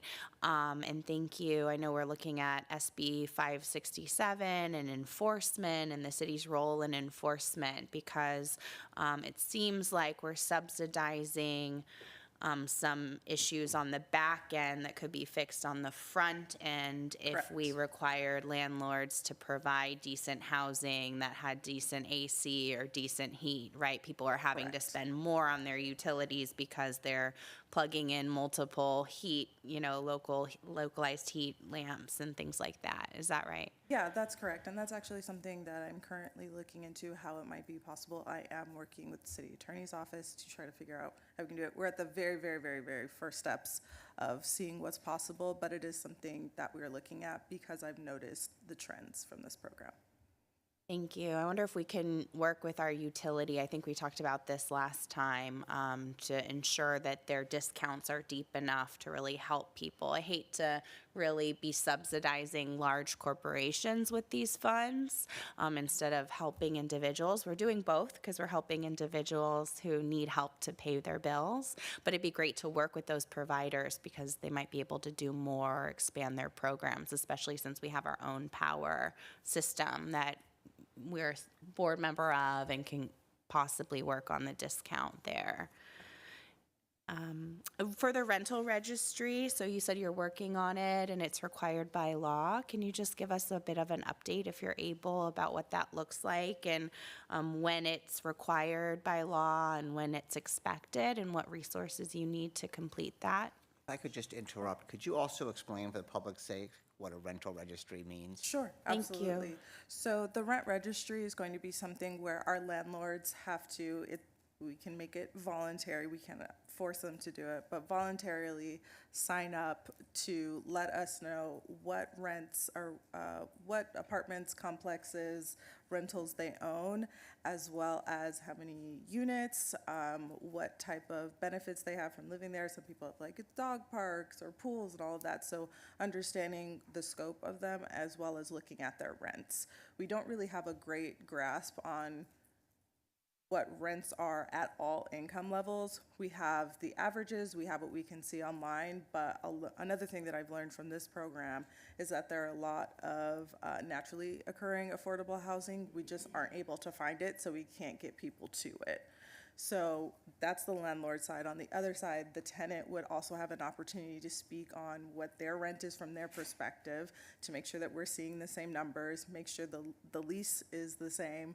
And so we have all of that information because there are a lot of folks that have never seen their lease. They don't know what's going on. So giving them an opportunity to get that education. And then we also need to have a component where renters would have the capability to look at what other things are available. So it would be like a different version of apartments.com for lack of different words. So, and then I forgot, where are we at? Okay, I was like, and there was another question. Thank you. So With that, the city has been using Energov kind of citywide. So I was working with IT to build the rent registry through Energov, but I found that it didn't necessarily give us everything that we need and that we have to have from the housing elements perspective. So I am going to start looking outside of that and start reaching out to other companies, and I will be working with procurement to reach out and get some other companies. I don't necessarily know the cost on that. I have built a rental registry before on a much larger scale, so I know the cost of it for Los Angeles County, but I'm not sure what it would be for a City Palm Springs size, so that's still a work in progress. Do you know when is it required by law that we have a rental registry? I think we noted it, and Chris, let me know if I have it wrong. I think we noted by the end of this year, we would have at least the bones of it. So we're on track to be able to complete that? Fingers crossed. So you should let us know, I yeah. think now or later at a future agenda item, what resources it would take so that we know we can comply with housing law and provide that for our residents. That seems really important. Yeah, I'm working with procurement to see what places or what companies can work on it and to see if it's something that needs to come in front of council or if it's a low enough amount that we can just do the procurement in-house without the extra steps. Great. And then last, I'll just ask you again about the data you're collecting. So this is really helpful for us, for the community to understand our housing issues and for us to understand the trends so we can know what problems to solve. So I just ask that you, I know Lift to Rise had implemented the rental assistance for the county during the pandemic, and then they also implemented our own funding that we gave to them to give out to residents, and then they had a comprehensive data analysis that they gave us and then actually reported to City Council and presented on. That was really helpful to have like demographic information, you know, and income information and all of that, just so we could understand really who this is in our community. And that's what my question was, is this the working poor? It seems like it is, right? Since so many people do have one job in the hospitality industry, but I'd love to understand that better. So I know you have a lot on your plate. By the way, you're doing an excellent, excellent job. So proud to support this request and your program and all the work that you're doing. So Yeah. Thank you, Mr. Mayor. I do just want to add, I do have this information, so it's something that in the future that I can bring forward. It's part of the application that we understand, you know, age, disabilities, female head of household, income level, and all of that stuff. So it's something that we can bring forward next time. That'd be great, because I think when Lift to Rise presented, I don't want to misstate their data, but they found that a lot of people who are really rent burdened were mothers, like single mothers. They shared a lot of data that painted a picture of our city that isn't always the people we hear from or the people we imagine. And so I think that's really important data for the community to understand. Thank you. Other questions or comments from council, Mayor Pro Tem? Yeah, another very good job, thank you. I'm not sure if you got the note that I raised the question on. Do we have, or are you putting together a matrix so we can see what, and it's wonderful that we've helped 160 households just with this program. We're at 202. So that's just unbelievable. So where are they in 3 months? Where are they in 6 months? So did we help them enough where they closed that gap and were able to get a job? You know, how were we able to collect that information to see how successful we are in helping these households, you know, get a leg up? Yeah, I did get that note, and so one of the things that I did this week actually was create a survey to give to tenants that have received assistance from the first tranche, because it's been between 1 and 3 months, so just seeing where they're at and you know, how they're doing. And for the most part, it had, well, for everyone, it's positively affected them, but there are some people that could use more assistance, so we've noted that, another month or two would have really helped for various reasons. So, but everyone is extremely thankful and said that the program definitely is working. But a few people did note that they could use more assistance. I've got about 50 responses back so far, so it's not everyone, but Yeah, Councilmember House. Thank you. I just wanted to add to that point. The city works with Coachella Valley Association of Governments for our Housing First program, and so they administer it in-house, and they had added that to track outcomes, which is really effective. And so you might want to partner with them to see how they're tracking those, because then they're able to report, 80% of the people we got into housing stayed housed, and then those are really important numbers for the policymakers to track as we're deciding, how to best support people to stay in homes and remain housed. So that's a great point. Thank you, council member. Any other questions or comments? Okay, then I will go. So first of all, I want to thank you for your slides. They're not only the most attractive slides, but they really, they give a lot of information in a very easily digestible form, and that is great for the public, but also great for us. So thank you. I mean, I know it's not always easy to do that. I wanted to ask a couple questions because Councilmember Holstage, I appreciate you bringing up about the utilities, because I do want to make sure that we aren't just subsidizing utilities, so that we are really, maybe we need to more actively help people understand about what these assistance programs are available.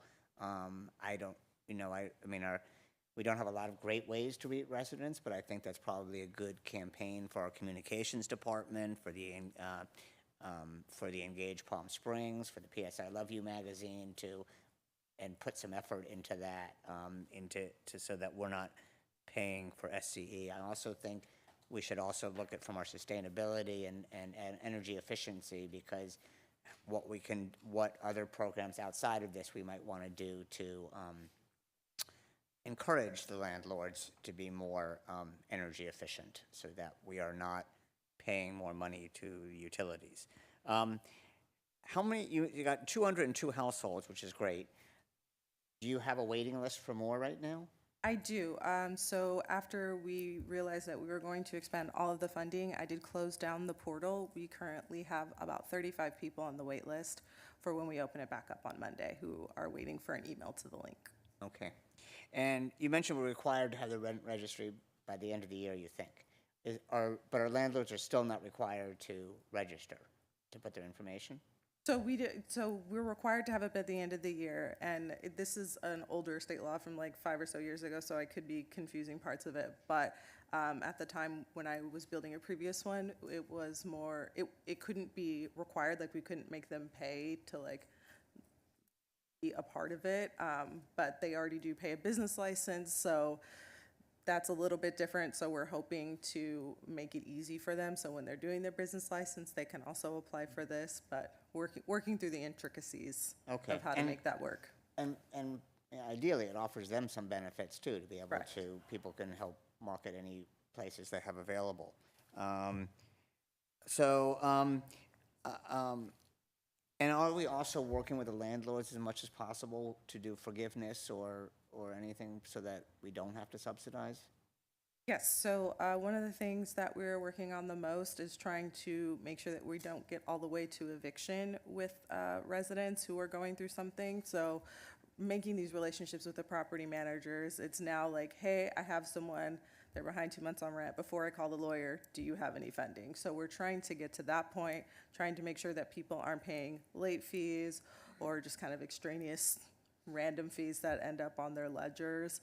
But if, we recognize they do have to pay their rent and like any pet rents, things like that. That's great. The same way I feel about the utilities. I also don't want to pay eviction lawyers if we don't have to. Right, there's a few that it's gotten past the point and then I get contacted, but I am, a lot of the property managers are very good about reaching out before it gets to that point. Okay, and I do know, we have a conversation about this previously. I mean, it is great, the relationship that you have given these people asking for assistance. And it actually, I can see the letters and I appreciate them and I appreciate how much people are helped by this. It's also great for the city, I think, because to have someone like you speak to them, because they don't always get that personal touch when they're trying to deal with agencies. So I Right. appreciate that. I do want to reiterate Mayor Pro Tem DeHart's emphasis on getting follow-up. The idea of this program was not long-term help, but people who just avoid them becoming homeless or getting them off from being homeless into an apartment. Is that right? Yes. Okay. So the idea is that 4 months should be the limit, and they should be back on their feet. Yes, that's correct. So ideally, we do want to check 6 months, maybe even a year, and see how it worked, because I think it also would help, with getting additional funding. So I think this is great. I mean, the data is great. I would say, I wanted to mention one other thing about utilities, because we did have SCE here for the Power Talk, and there was 4 of them there, and there was probably half a dozen people in the audience. And that's where it would have been great, and there's half a dozen, I know most of them were not people who need assistance or having real problems. So it would be great to encourage those people to be there with the representatives from SCE the next time we do a Power Talk, and someone from council's there also to be able to hear directly how they respond, because Absolutely. they weren't hearing any of that. Right. They're not hearing what you're presenting today. Right.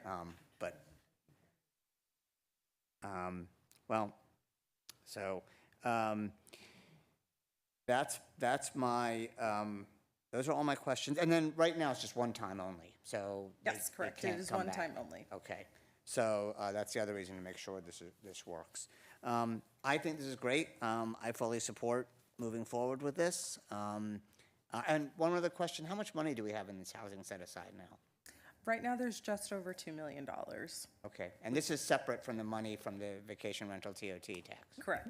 Okay, Yes. okay. And is there other demands for this 2.3 million at the time? Yes. Yes. So we definitely need more money, definitely going to be coming back when those come up. One of the large ones is the 3 single-family lots, because we are responsible for paying our portion as well to keep them affordable so folks can buy those. Okay. This is terrific. I think, any other questions or comments from council? Councilmember Halstage? Thank you. I just have follow-up questions from your questions, Mayor. So are you working with a legal aid, like Inland County's legal aid or another legal assistance to screen folks? I know often people might be getting fees that might be illegal in their, notice to quit or their eviction notices. And so I want to make sure we're screening and properly sending those over to Inland Counties or another agency. So I've been working most closely recently with Riverside Legal Aid because not all of the other organizations have lawyers. So Yeah. making sure that we have that. And then also the property managers are very forthcoming, and I have been able to get some of the fees just removed just by asking questions like, hey, what does that mean? Can you show me a breakdown? Because I do need to give a breakdown to finance. So sometimes we can get some fees removed or just request. I'm trying to create a lot of goodwill as I, request more from them in the future. But, yeah. And then is there a way maybe we can think of for the future, like screening the folks who call in? This is a big deal because our city very rarely hears from tenants, and so we really haven't heard their voices, and we haven't been able to make good policy for them other than doing rental assistance and building more housing. But one thing I've heard a lot is code compliance issues, significant poor housing conditions, things that would fall under code compliance. Maybe a lot of tenants might be able to abate their rent or not pay their rent because they're not being provided a kitchen or heat or, other types of requirements under the law. So is there a way, I know that we're spending, code compliance resources on a number of things, including, I think, unfortunately, vendors, street vendors for food. Is there a way we could screen those clients, those intake tenants for code compliance issues and then send them over there? Yes, and that is something that I am doing. I have worked closely with quite a few code compliance officers on various things. Either they'll come to me with an issue, hey, what do we have? How can we resolve some of these issues? Or based on conversation with the tenants, we do get into, well, actually, the biggest issue is, you know, a code compliance issue. Yeah. It's really significant code compliance issues, so it would be great. Perhaps the city attorney's office could apply for a fellowship for a law student who might want to intern and assist Ariel in her department. Certainly a certified one that can appear in court would be helpful, yes. That would be a huge Absolutely. opportunity. Someone who could show up in court is one of the biggest things that we're missing right now. And then if you have other policy suggestions, like I heard you say pet rent, and we've heard from some residents about pet rent being so expensive, like a few $100s a month, and really impacting their ability to pay their rent. Those are policy solutions council could fix, right? We could limit pet rent. I know the state just did a bill to limit some of those extraneous fees that are tacked on to just rent itself. So if you're seeing any trends like that, that would be great to also bring back. So then we could consider them and see what policy actions we might take. Yeah, absolutely. I can bring those back. I will say, as far as pet rent, it's not necessarily the monthly that I'm seeing being expensive, although, I mean, $70 is not inexpensive, but it's normally the deposit that's between $300 and $1,000 depending on the apartment. So that's really, that's a big deal for folks. Yeah. Thousands of dollars. It's really significant. Thank you. Okay, any other questions or comments? Just thank you, Ariel, so much for your work. I missed some of this presentation, so I don't want to comment too much, but thank you very much for doing this and for making sure that our tenants are helped. I really appreciate it. Oh, we have a motion and a second.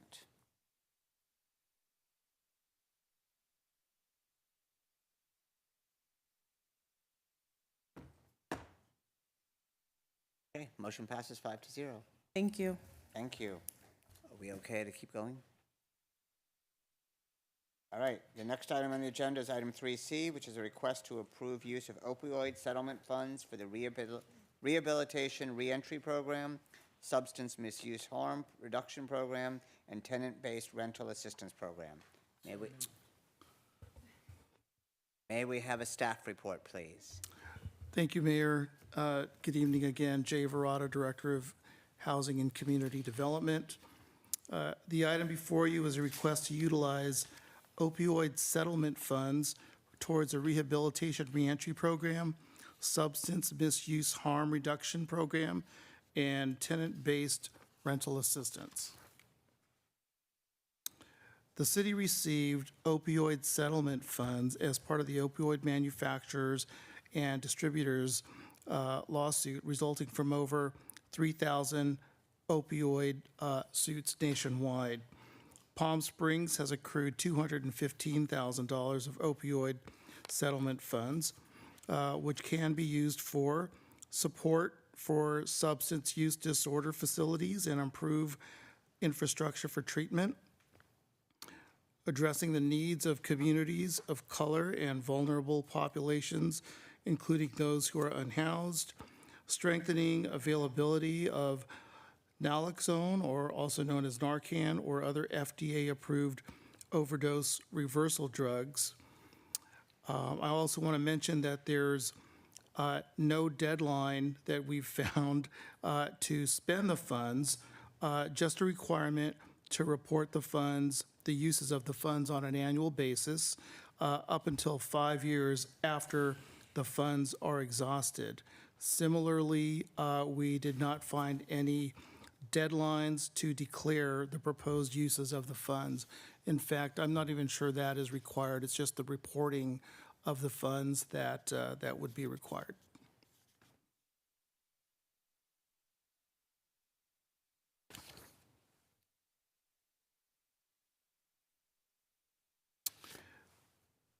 The rehabilitation reentry program that was mentioned would be a new city program.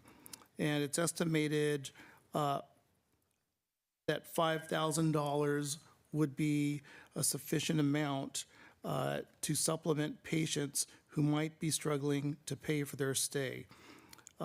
It's difficult to estimate the number of individuals that would need the rehabilitation and reentry program, but Michael's House has reported that 75% of their population has had to exit treatment or were unable to be admitted to treatment due to lack of funds or insurance.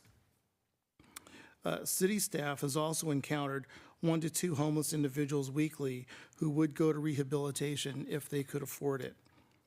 Also, only a few rehabilitation centers accept Medi-Cal, which is the health care available for low-income individuals. As this would be the first year of operations for this and other programs being presented, we would like to be able to adjust the allocation of these amounts as needed, such that these programs and activities would be allowed by the opioid settlement funds. Of course, total expenditures would have to be less than the available opioid settlement funds. The substance misuse harm reduction program would essentially be for vending machines, which would be used to help distribute overdose reversal products such as Narcan. There are overdose reversal products available through the city's fire and police departments, but we've been told by professionals who work in this field that the stigma of requesting assistance for substance use discourages individuals from using those resources. The vending machines may cost as high as $12,000, plus the cost for installation, if needed, brings us to approximately $15,000 per machine. They do have to be refrigerated. The vending machines would be placed where they are most needed and can be easily accessed. Some of the preliminary locations identified were emergency rooms and homeless service provider offices.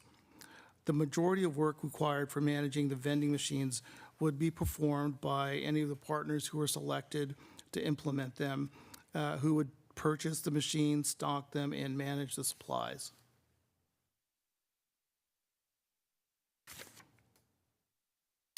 We've discussed tenant-based rental assistance quite a bit, but there are cases where the individuals utilizing the tenant-based rental assistance are actually in part of a rehabilitation program.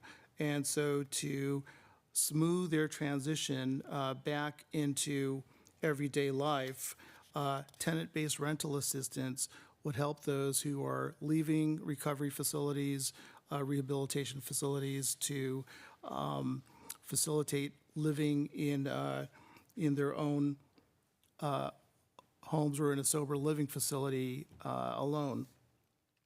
We're estimating 18 tenant-based rental assistance clients at $8,000 each.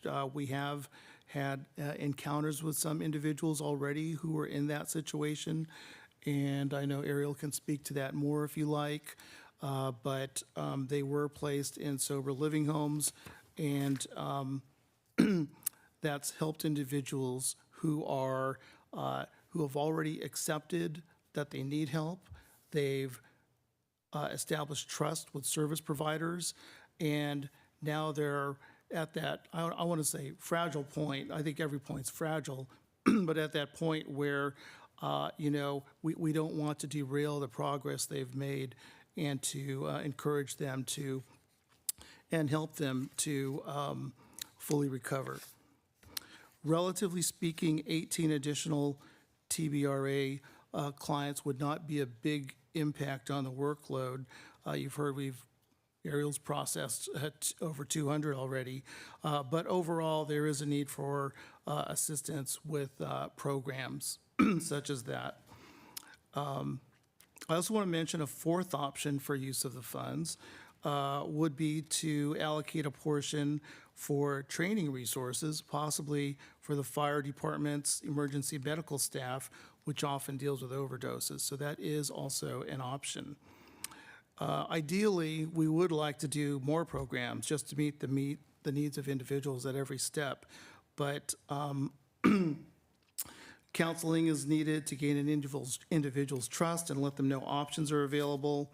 Other possibilities that were listed in the information for the opioid settlement funds included training for clinicians, assistance to pregnant and postpartum women, culturally appropriate services, medical monitoring, workforce development, mobile interventions, and research and data collection. So there's a lot of areas that the opioid settlement funds can be used in. The ones I've identified, we do know of those particular needs in the city now. So these proposed programs would address where there are the lack of funding, where individuals do have these hurdles they have to try to get over to successfully complete rehabilitation that they're going through. And I think we heard from one of the callers, a very encouraging call, that someone who experienced this and is now an attorney representing several organizations, which also help out in that regard. So, and I believe that's it. We can answer any questions you have. Ariel's still here, and Roman Ruiz, our homeless services administrator, is also in the audience. And Mr. Mayor, I'd just like to jump in here. Mr. Verada has presented a number of different proposals for use of the funds. We realize that there are many needs out in the community in terms of how we could assist individuals overcoming substance abuse. And so what we're really looking for from City Council this evening is to take your direction. We're assuming that the City Council would want to accept the opioid funds. But what we would like from you all is to take your direction this evening. And we might be able to come back later if you'd like additional program details or for us to work through some of the program functions. So again, we appreciate your input and take your direction. Councilmember Holstridge. Thank you, Mr. Mayor. I just want to thank staff for your work on this. I know the city attorney had flagged this for us in 2021 when we proudly joined this litigation and opted into this settlement. And just for background for the public who might have not been following that at that time, we opted into that litigation, and at that time we predicted perhaps we'd be able to secure $1 million in funding directly to the city to address the fentanyl and opioid crisis that we're facing. But tonight we're in fact accepting $2.9 million over the next 18 years to compensate our residents in our city for the impact of the opioid crisis on our communities. And it's an incredible achievement. And I'm really proud to show local government delivering real results for our community, and the foresight of our council in 2021 to join this litigation with the Attorney General, Rob Bonta, for a historic settlement on behalf of California with opioid manufacturers and distributors who manufactured and sold opioids to our community. I just wanted to give an opportunity. I spoke to the fire chief as well as the police chief. I spoke to Desert AIDS Project. I spoke to Desert Healthcare District. I talked to mayors of other cities in the Coachella Valley who are accepting these funds as well, what they're doing, what our region is doing. I want to make sure we can get to a place where we're making a true impact on this issue and really fighting the opioid epidemic and the fentanyl epidemic in our community, and not just providing Band-Aid solutions, but really getting to the root cause, because, you know, $215,000 this year can make an impact for a program like DAP's harm reduction program, as well as the fire department and the police department, who are also on the front lines of this crisis. So if I can, Mr. Mayor, just give the fire chief or the police chief or both a chance to tell us what they're facing on the ground just for our community. I am being asked again and again by residents what the city is doing for opioid and especially for fentanyl. And I know the police continue to pick up fentanyl in our community. So if I can just have them address the city council and our residents to provide an update of you know, what your department is doing on this issue and how we might be able to assist with these funds. Thank you. I'll start with the fire chief, please. Chief Alvarado.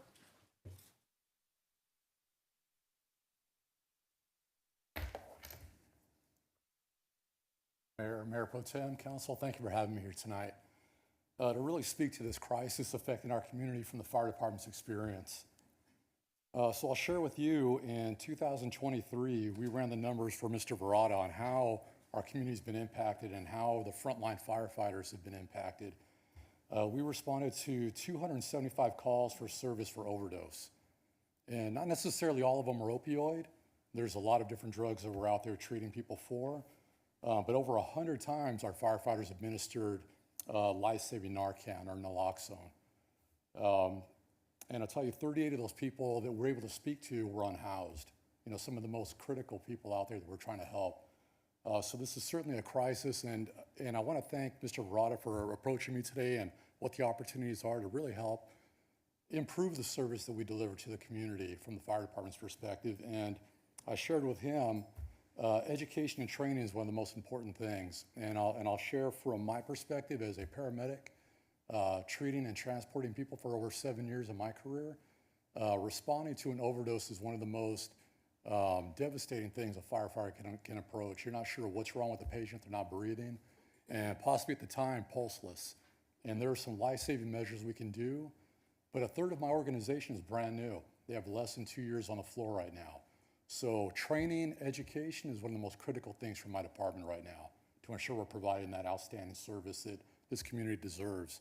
So I really want to thank you for the opportunity to speak today on that, and I'm available for any questions that you may have. Thank you. Thank you. Chief Mills, did you want to add anything, or? Sure, Mr. Mayor, just real quickly, thank you for the opportunity to address. This is a crisis in our nation, and I'm so thankful that the council did apply and join the lawsuit, because if anybody else killed 170,000 Americans, this would be, it should be at the federal level like it is. And how we respond in the field, there are very few days that we are not seizing copious amounts of fentanyl, methamphetamine from people. And along with that comes guns, and violence. On one traffic stop, officers seized 375,000 fentanyl pills. And I mean, you can imagine what that could do to a community. I am told by our DEA officers who are attached to that unit, who set that up, that 40% of those pills had potentially a lethal dose. So it's very uncontrolled, and the result on the street is we know of at least 20 unhoused individuals this year who passed away in the elements, and many of those were drug overdoses, as the fire chief mentioned. We also have another $300,000 in the grant we just got set aside for rehabilitation and working with people who have been arrested for theft to get them into programs. And so we're both doing the proactive and reactive sides of this, and we really want to make a dent as a high priority, because people are dying, and it's not just homeless individuals, I want to add. It's also kids who think that they are snorting cocaine and they're snorting pure fentanyl. It is family members who have it laced in their marijuana. So there's a variety of ways that people are dying, and we just need to make sure that this becomes a very important process. And I appreciate the thoughtful approach that Jay put into that presentation, and what to do with the money is going to be very important. Thank you. Thank you for both of your department's you. work on this. Thank you, both of you. Are Thank there you any for the other, opportunity. I appreciate it. any other comments or questions? So if Councilmember Holster, Joe. Thank you. I just want to finish. I appreciate that. I wanted to make sure we hear from the departments who really are on the front line. I appreciate the recommendations that staff brought forward, and I do support the harm reduction model that DAP is working on. They've been approved by the state, California Department of Public Health, as a harm reduction site in California. And just to flag some facts that weren't shared yet. The Coachella Valley actually has had more fentanyl-related deaths than any part of Riverside County. So it's an epidemic nationally and regionally here in this valley as well. So I'd like to make sure that our funding is impactful and that we have the voices of the fire department and the police department as we're designing these programs. I've represented a number of folks as an attorney, people in rehab programs. I've also talked to the departments over time as a council member about the number of rehab programs we have here and how many people come from all over the world really to enter our drug rehab programs and then might exit to the streets. So I'm a little concerned. I want to think through those programs, both the tenant assistance and the first one to assist people to join or stay for rehabilitation, because that's a complicated formula of ensuring people are really able to pay the true cost of rehab and not just 1 month at a time. And I'm a little worried that the 1 month at a time approach might not really get to those root causes. I'm also a little concerned about splitting up the money when it's it's 2.9 million, which is really significant, but 150 a year seems like we might not want to split it into 3 programs and also limit its effectiveness. And so I don't want to create more work for staff, but there are a number of partners who are working on this, and I'm wondering if the hospitals, the Desert Healthcare District did a pilot program with a rehab program in Indio that they just closed and reported some data about. And so there's already stakeholders that might be able to amplify our money or leverage our money for a true program. So I don't want to stall any of the work that's moving forward, especially with DAP, but I would like more details and what program we should fund and how we should do that, just so we can ensure it's effective and doesn't have unintended consequences, like recruiting more people to come here for rehab and then not being able to complete the true program and the other impacts we see on our community. Thank you, Mr. Mayor. Thank you. Are there any other questions or comments? Councilmember Middleton? Thank you. And thank you both of our chiefs for your work. I'll echo the comments of Councilmember Holstich. The funds that we're receiving are frankly a drop in the bucket compared to the costs that we have incurred over the course of a number of years and are continuing to incur because of opioid addiction issues and because of the amount of fentanyl that's in the system. So I think we need to, as we're looking at these programs, really concentrate our efforts on those programs that will have a dramatic effect on treatment for those individuals who have become addicted and are at risk of losing their lives. And I'm not prepared to sit here and tell you what that's going to be right now, but let's really focus our money, because this is not going to go very far. Any other questions or comments? I'll speak, and I thank you, Chief, both chiefs, and thank you to the prior council for doing this and our city attorney. It is a bittersweet victory. I mean, these manufacturers and distributors and pharmacies, at best, were compliant, and at worst, knowingly created this problem. And they did for a long time. And as my colleagues have said, the effect is far worse than what the settlement we're getting. It really is a drop in the bucket to what they caused, and I don't think we should forget that. I do want to reiterate the rehabilitation reentry program. The numbers that Jay gave are sort of alarming to me, the number of people who leave because they can't afford it. It seems to me, I do want to just clarify, because you talk about the applicants get a reimbursement. The money would go to the rehabilitation center, not the applicant. That's correct. Okay.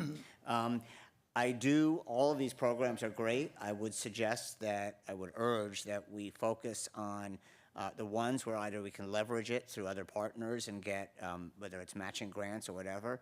And I would also look at which programs there may be other funding sources. And I don't know, I'm not asking for this right now, but if the police or fire have other funding sources, let's go after them and use this for something that we don't have funding for.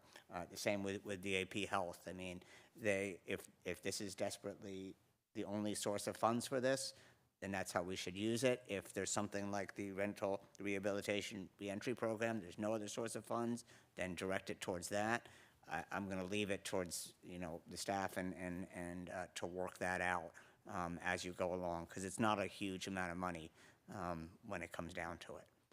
So by all means, I vote that we accept it and we leave it to staff to come up with the best use of funds and do what you can to leverage it, and hopefully report back to us on how the success is.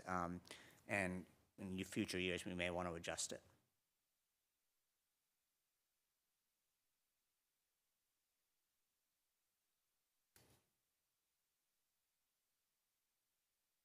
We have a motion and a second. Motion passes 5-0. Thank you. Thank you. Thank you, Jay. Thank you for that report. Okay, we'll do the last one. The next item on the agenda is 1D, which is a request to award a service agreement for zoning code update. May we have a staff report, please? Okay. We're recused. Councilmember Holstage and Middleton are recused from this. And the reason for that is because of a donation under the Leaving Act by Mr. Brian Ricks, who's a sub-consultant on the proposed contract. All right. Good evening, Mayor, Mayor Pro Tem, and member of council.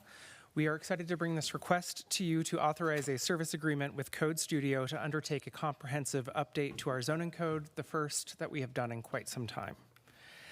I know this has been discussed previously, so I'll try to keep it brief. In addition to overhauling and modernizing the zoning code, we are excited that we would also be able to create new urban design standards and guidelines for the city. These would both guide developers and our boards and commissions in the entitlement process and set a vision for how we want our city to look. As we'd previously committed, we would include a group of local stakeholders in the development process, including, for example, the Palm Springs Architectural Alliance. The entire process would also involve a robust engagement strategy led by local firm Burke Ricks. The precise details of that engagement will be ironed out as we meet with them and finalize the scope and the contract, but they provided a series of innovative tools with a goal of including the broadest audience possible in the engagement and ensuring that they're helping to shape a vision for the future of the city. The total cost of the contract is $640,885, and sufficient funds were appropriated for the current fiscal year, but we would be coming back to you for a request for an additional around $150,000 for fiscal year 25. We anticipate the process taking about 20 months and wrapping up by the end of next year. While this list is not exhaustive, I did just want to kind of go over some of the top goals that we're looking to achieve through this process. First and foremost, we need to incorporate the changes to the general plan that we're hoping to wrap up this spring, including the new housing element, which the state did approve just a few weeks ago. So that is good news, but there's a number of commitments that were made in that process that we now need to implement through our zoning code update. We've also talked about removing barriers to development with an emphasis on housing and creating more incentives for affordable housing in particular. So that is something that we'll look at through this process. We would also like to ensure that our rules are promoting our thriving downtown, all of our commercial corridors, of course, as well as supporting our local businesses and supporting job creation throughout the city. And we'd also like to promote development patterns that are supportive of pedestrians, cyclists, and public transit. The code will include new zoning maps and revised development standards, and will also be looking at changes to the entitlement process, again, to achieve our overall goals and removing development barriers to development and expediting the approvals process. Finally, we hope to do all of this in a way that is user-friendly. Sorry, I went ahead one slide too soon, but we hope to do this all in a way that is easy to digest and understand for the public and the development industry. So I'm just including a couple of pictures here that were provided by the firm Code Studio in some of the ways that they've achieved this in other work that they've done. They are in the process of redoing the zoning code for the city of Los Angeles. They have a really big emphasis on graphics and visual materials to support sort of, what are quite complicated regulations. And so we're really excited about that and the ability, again, to make this as accessible as possible for the members of our community and for the development industry. And finally, just, a really brief discussion of the timeline. 20 months, we would have public engagement happening throughout that entire process. There's a bit of background that needs to happen at the beginning. That would include sitting down with a number of different stakeholders to understand priorities and objectives, a study session with the Planning Commission, for example, but we do expect to be engaging with the community throughout the process. It would also include a CEQA review as required by CEQA. But again, the goal of getting this back to you all late next year for a public hearing and consideration, and there'll be touch points with you all, of course, along the way. So with that, I can take any questions. Kim Baker from our procurement team is also here to answer any questions, but we're excited to get this process going. Thank you. Do you have any questions or comments from council? Councilmember Garner? Just a quick comment. I really appreciate making it more user-friendly. I think we get a lot of questions from people when they're dealing with the zoning code. It just causes a lot of confusion, even just here on the dais, trying to understand half the time. So I really appreciate that you're all doing this and taking a really proactive approach. Thank you. We're really excited about that piece of it. They really stood out in that regard. It's awesome. Yeah, I thank you for this. I have a couple questions. You talk about the what it's going to include is not limited to what's here. How is that scope is what's determined over the next 20 months or?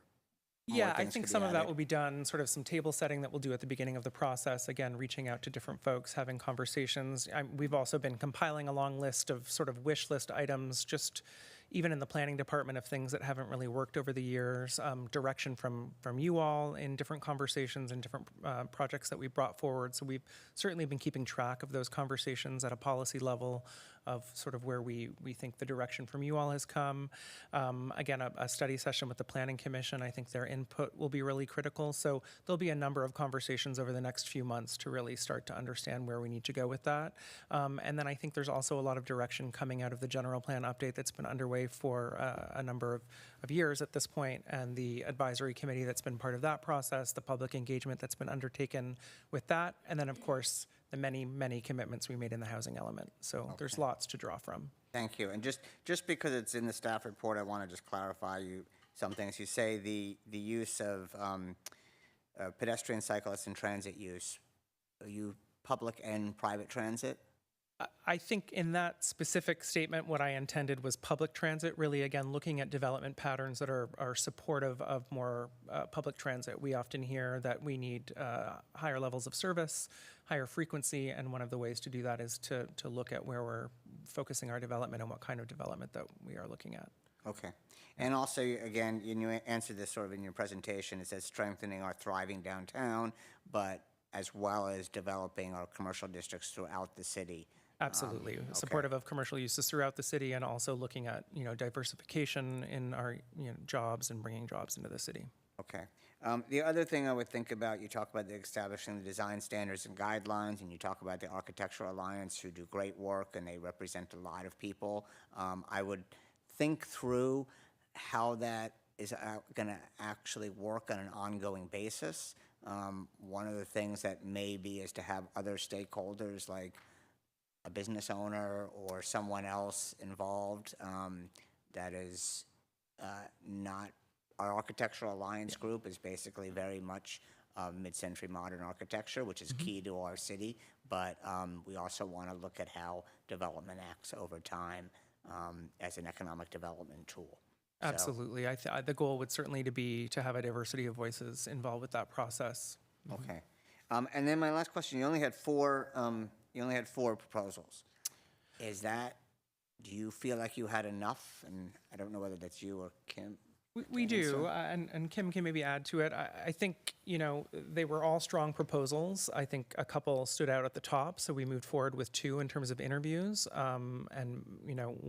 One of the firms that we did an interview, for example, had done a lot of work throughout the country, but none in California. So we felt they had a really solid track record, really good experience with zoning codes, but not necessarily with the intricacies of California law. And that was really important, of course, to us. But I think the two that we ultimately ended up interviewing were really strong candidates.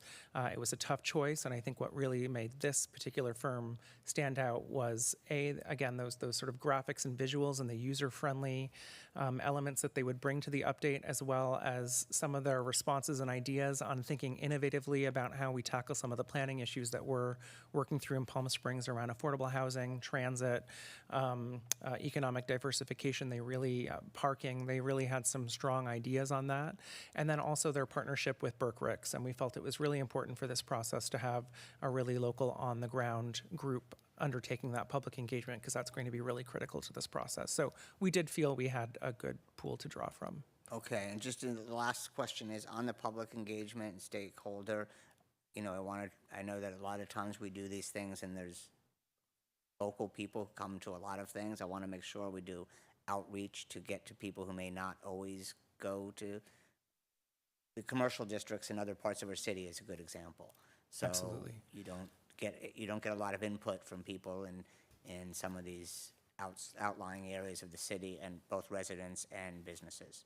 Absolutely, and I think, again, the details will be ironed out, but they had a whole series of tools to use for engagement. The more traditional in-person meetings, open houses like that, like we've done for a lot of processes where you may not get to the communities you're talking about, online tools, targeted meetings, again, working through stakeholder groups, religious institutions, there's a whole host of ways that we'll need to look at to really get out there and make sure we're reaching everyone. Okay, yeah, I want to make sure in Spanish as well. Yes, absolutely. Okay, well, do we have a motion?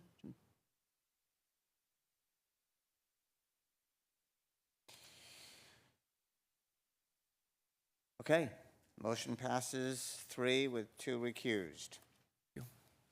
Thank you, Kim and Chris on this. The next item is public comment on non-agenda items. The time has been set aside for members of the public to address the City Council on items of general interest within the subject matter jurisdiction of the city. Although the City Council values your comments pursuant to the Brown Act, it generally cannot take any action on items not listed on the agenda. 2 minutes will be assigned to each speaker. Our first speaker is Abraham Ishak, followed by Mo Al-Abdallah.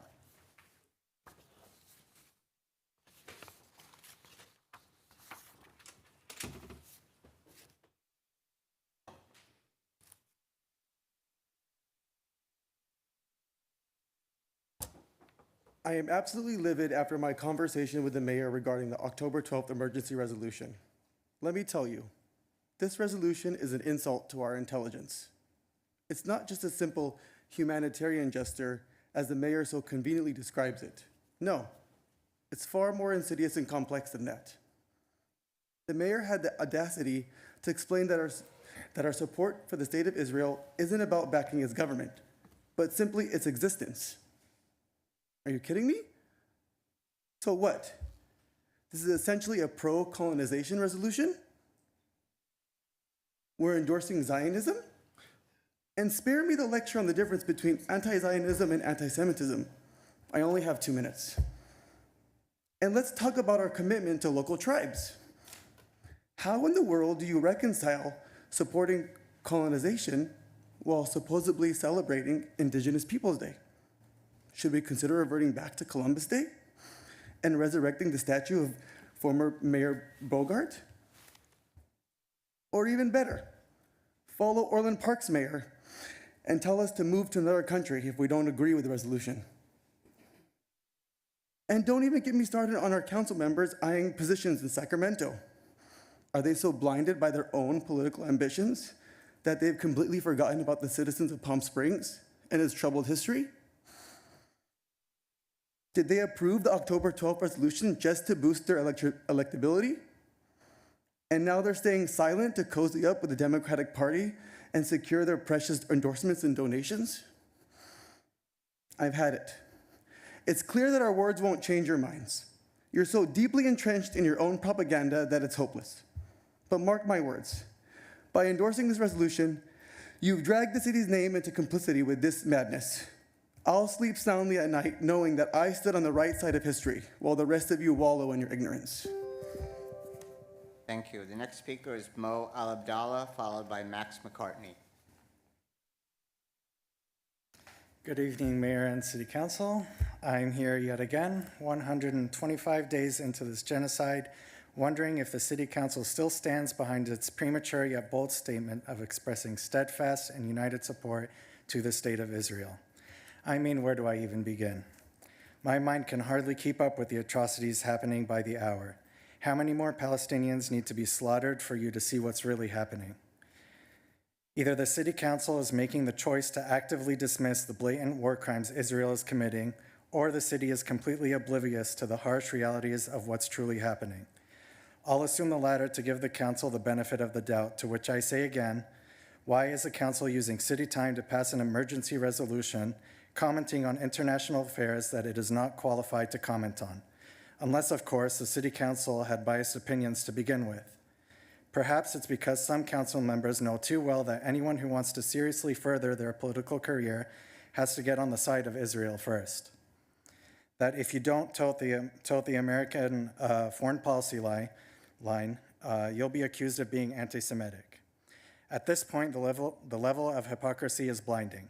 Calling people who are standing up for humanity and equality for all human beings anti-Semitic doesn't work anymore. World opinion is changing, and it's not in favor of Israel or the U.S. If the City Council was genuinely concerned for the safety of Jewish people and supporting efforts to set the conditions for a peaceful and integrated Middle East region, it would stop equating all Jewish people to the State of Israel, and it would understand that the current State of Israel does nothing but make the safety of all Jews around the world less safe. Let us also note that not all Palestinians equate to Hamas, despite what the propaganda might have you believing. The Palestinian people have been terrorized and bullied off their lands for decades. If there's ever going to be peace on this land, the land needs to be shared by both Arabs and Jews, to which both parties must be regarded as equals. One is not superior over the other.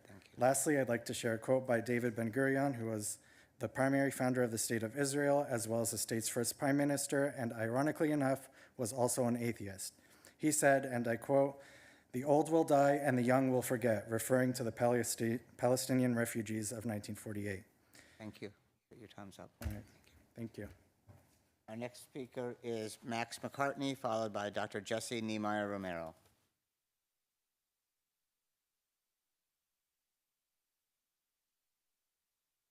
Hello again, Mayor and City Council. I'm here for a third time asking you to amend the emergency resolution passed on October 12th and release an additional resolution requesting a ceasefire in Gaza. America has been immersed in a story that stereotypes Palestine, one that represents Palestinians and Arabs in general as violent, people that can't coexist, people that should be feared, people who deserve what's happening to them. That sounds oddly familiar.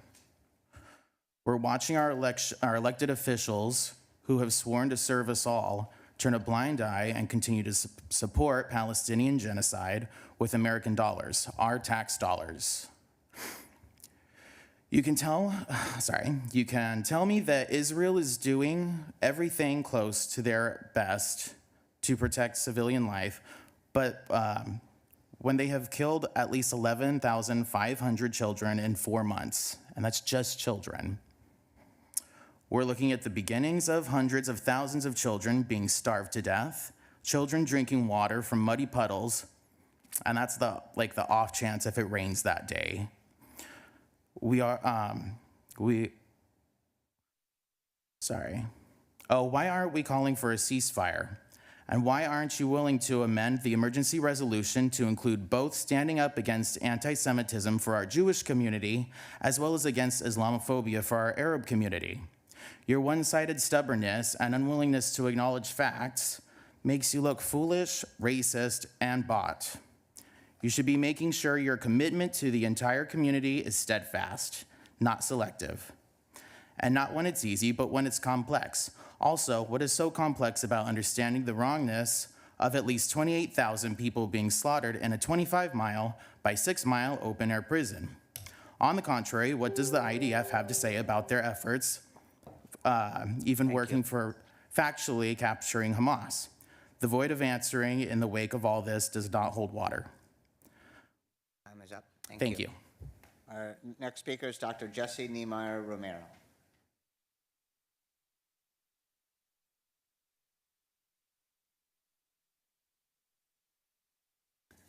Good evening, Mayor and City Council members. I want to take a moment to extend my appreciation to those of you who have spent some time discussing this issue over the last couple of weeks with me and another community member here this evening. I look forward to the appointment I have with one of you next week. However, sadly, I've given up on the one remaining member of the council who canceled an appointment and has so far delayed the rescheduling of that meeting. This is the fourth time that I and others have come here to speak on the resolution that you passed on October 12th and urge you to either reconsider the words of the resolution or pass another that calls for a ceasefire, and to also consider if it is really necessary for a local council to concern itself with issues out of its jurisdiction. I continue to be concerned with the reasoning behind why a local government body is making pronouncements on international issues. I have heard reasons for the resolution being passed that range from the October 7th event being a terrorist attack and the scale of the resulting death toll required the city to make a statement, to that the resolution was made on humanitarian grounds, to that the city council was simply repeating and reiterating 75-year-old U.S. foreign policy. If it is a question of the events on October 7th being a terrorist attack, then why no statements since October 12th on other terrorist attacks around the world? If it is a question of scale, then why no statement on the rising Palestinian death toll, which far exceeds the scale on October 7th? If it is a question of humanity, then isn't a follow-up resolution calling for a ceasefire simply humanitarian? And if it is a question of federal foreign policy, then why doesn't the City Council leave the business of U.S. foreign policy to the State Department to handle? Thank you. Thank you. Our next speaker is David Rios.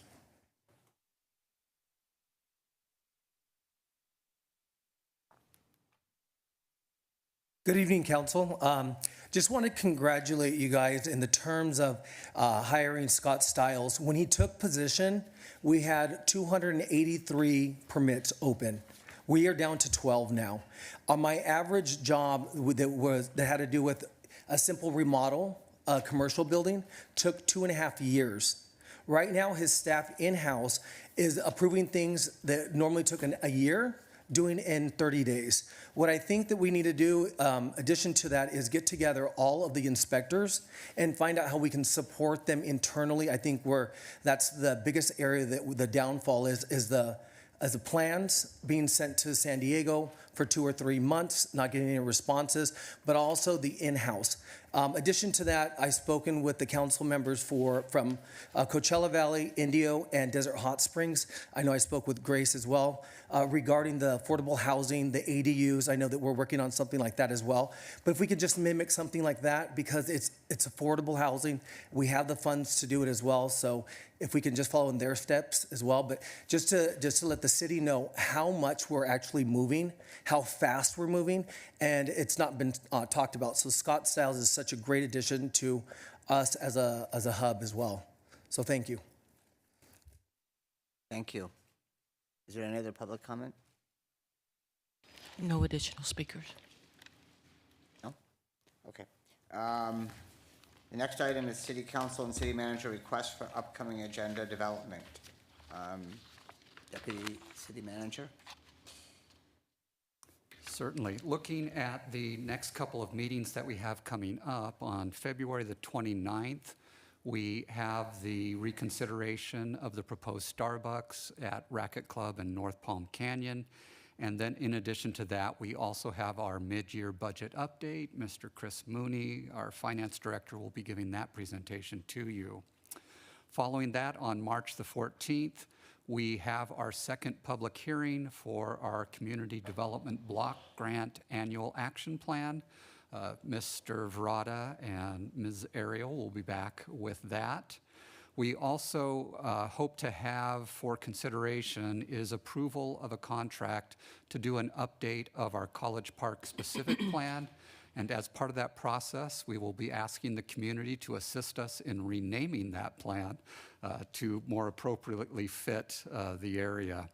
And then finally, we anticipate having the license plate reader camera item come back by Lieutenant Hutchinson. So those are the items that we have scheduled for our next two meetings. Okay. Are there any other council member requests or comments? Councilmember Garner? Thank you. I just wanted to say the Palm Springs Readers Festival happened last weekend. The Best Bookstore in Palm Springs hosted this, and it was a really lovely weekend. There were just dozens of authors that came to Palm Springs to talk about their books, and spent a lot of time talking to a room just filled with people excited about reading. And so it was a really nice time. They're hoping to do it again next year. So hopefully we'll get a good turnout. And we have quite a few local authors as well that were in attendance and are also doing events at our library. So it's very exciting. And then because our next meeting isn't until the last day of February, I just wanted to remind everybody that the Black History Parade is on Saturday, February 24th, and hope to see everybody there. Thank you. I also wanted to report out, Councilmember Halstage and I had our Business Retention and Economic Development Subcommittee on Monday, and very well attended. We started our commercial districts back, I think it was in October. Is that right, Flynn?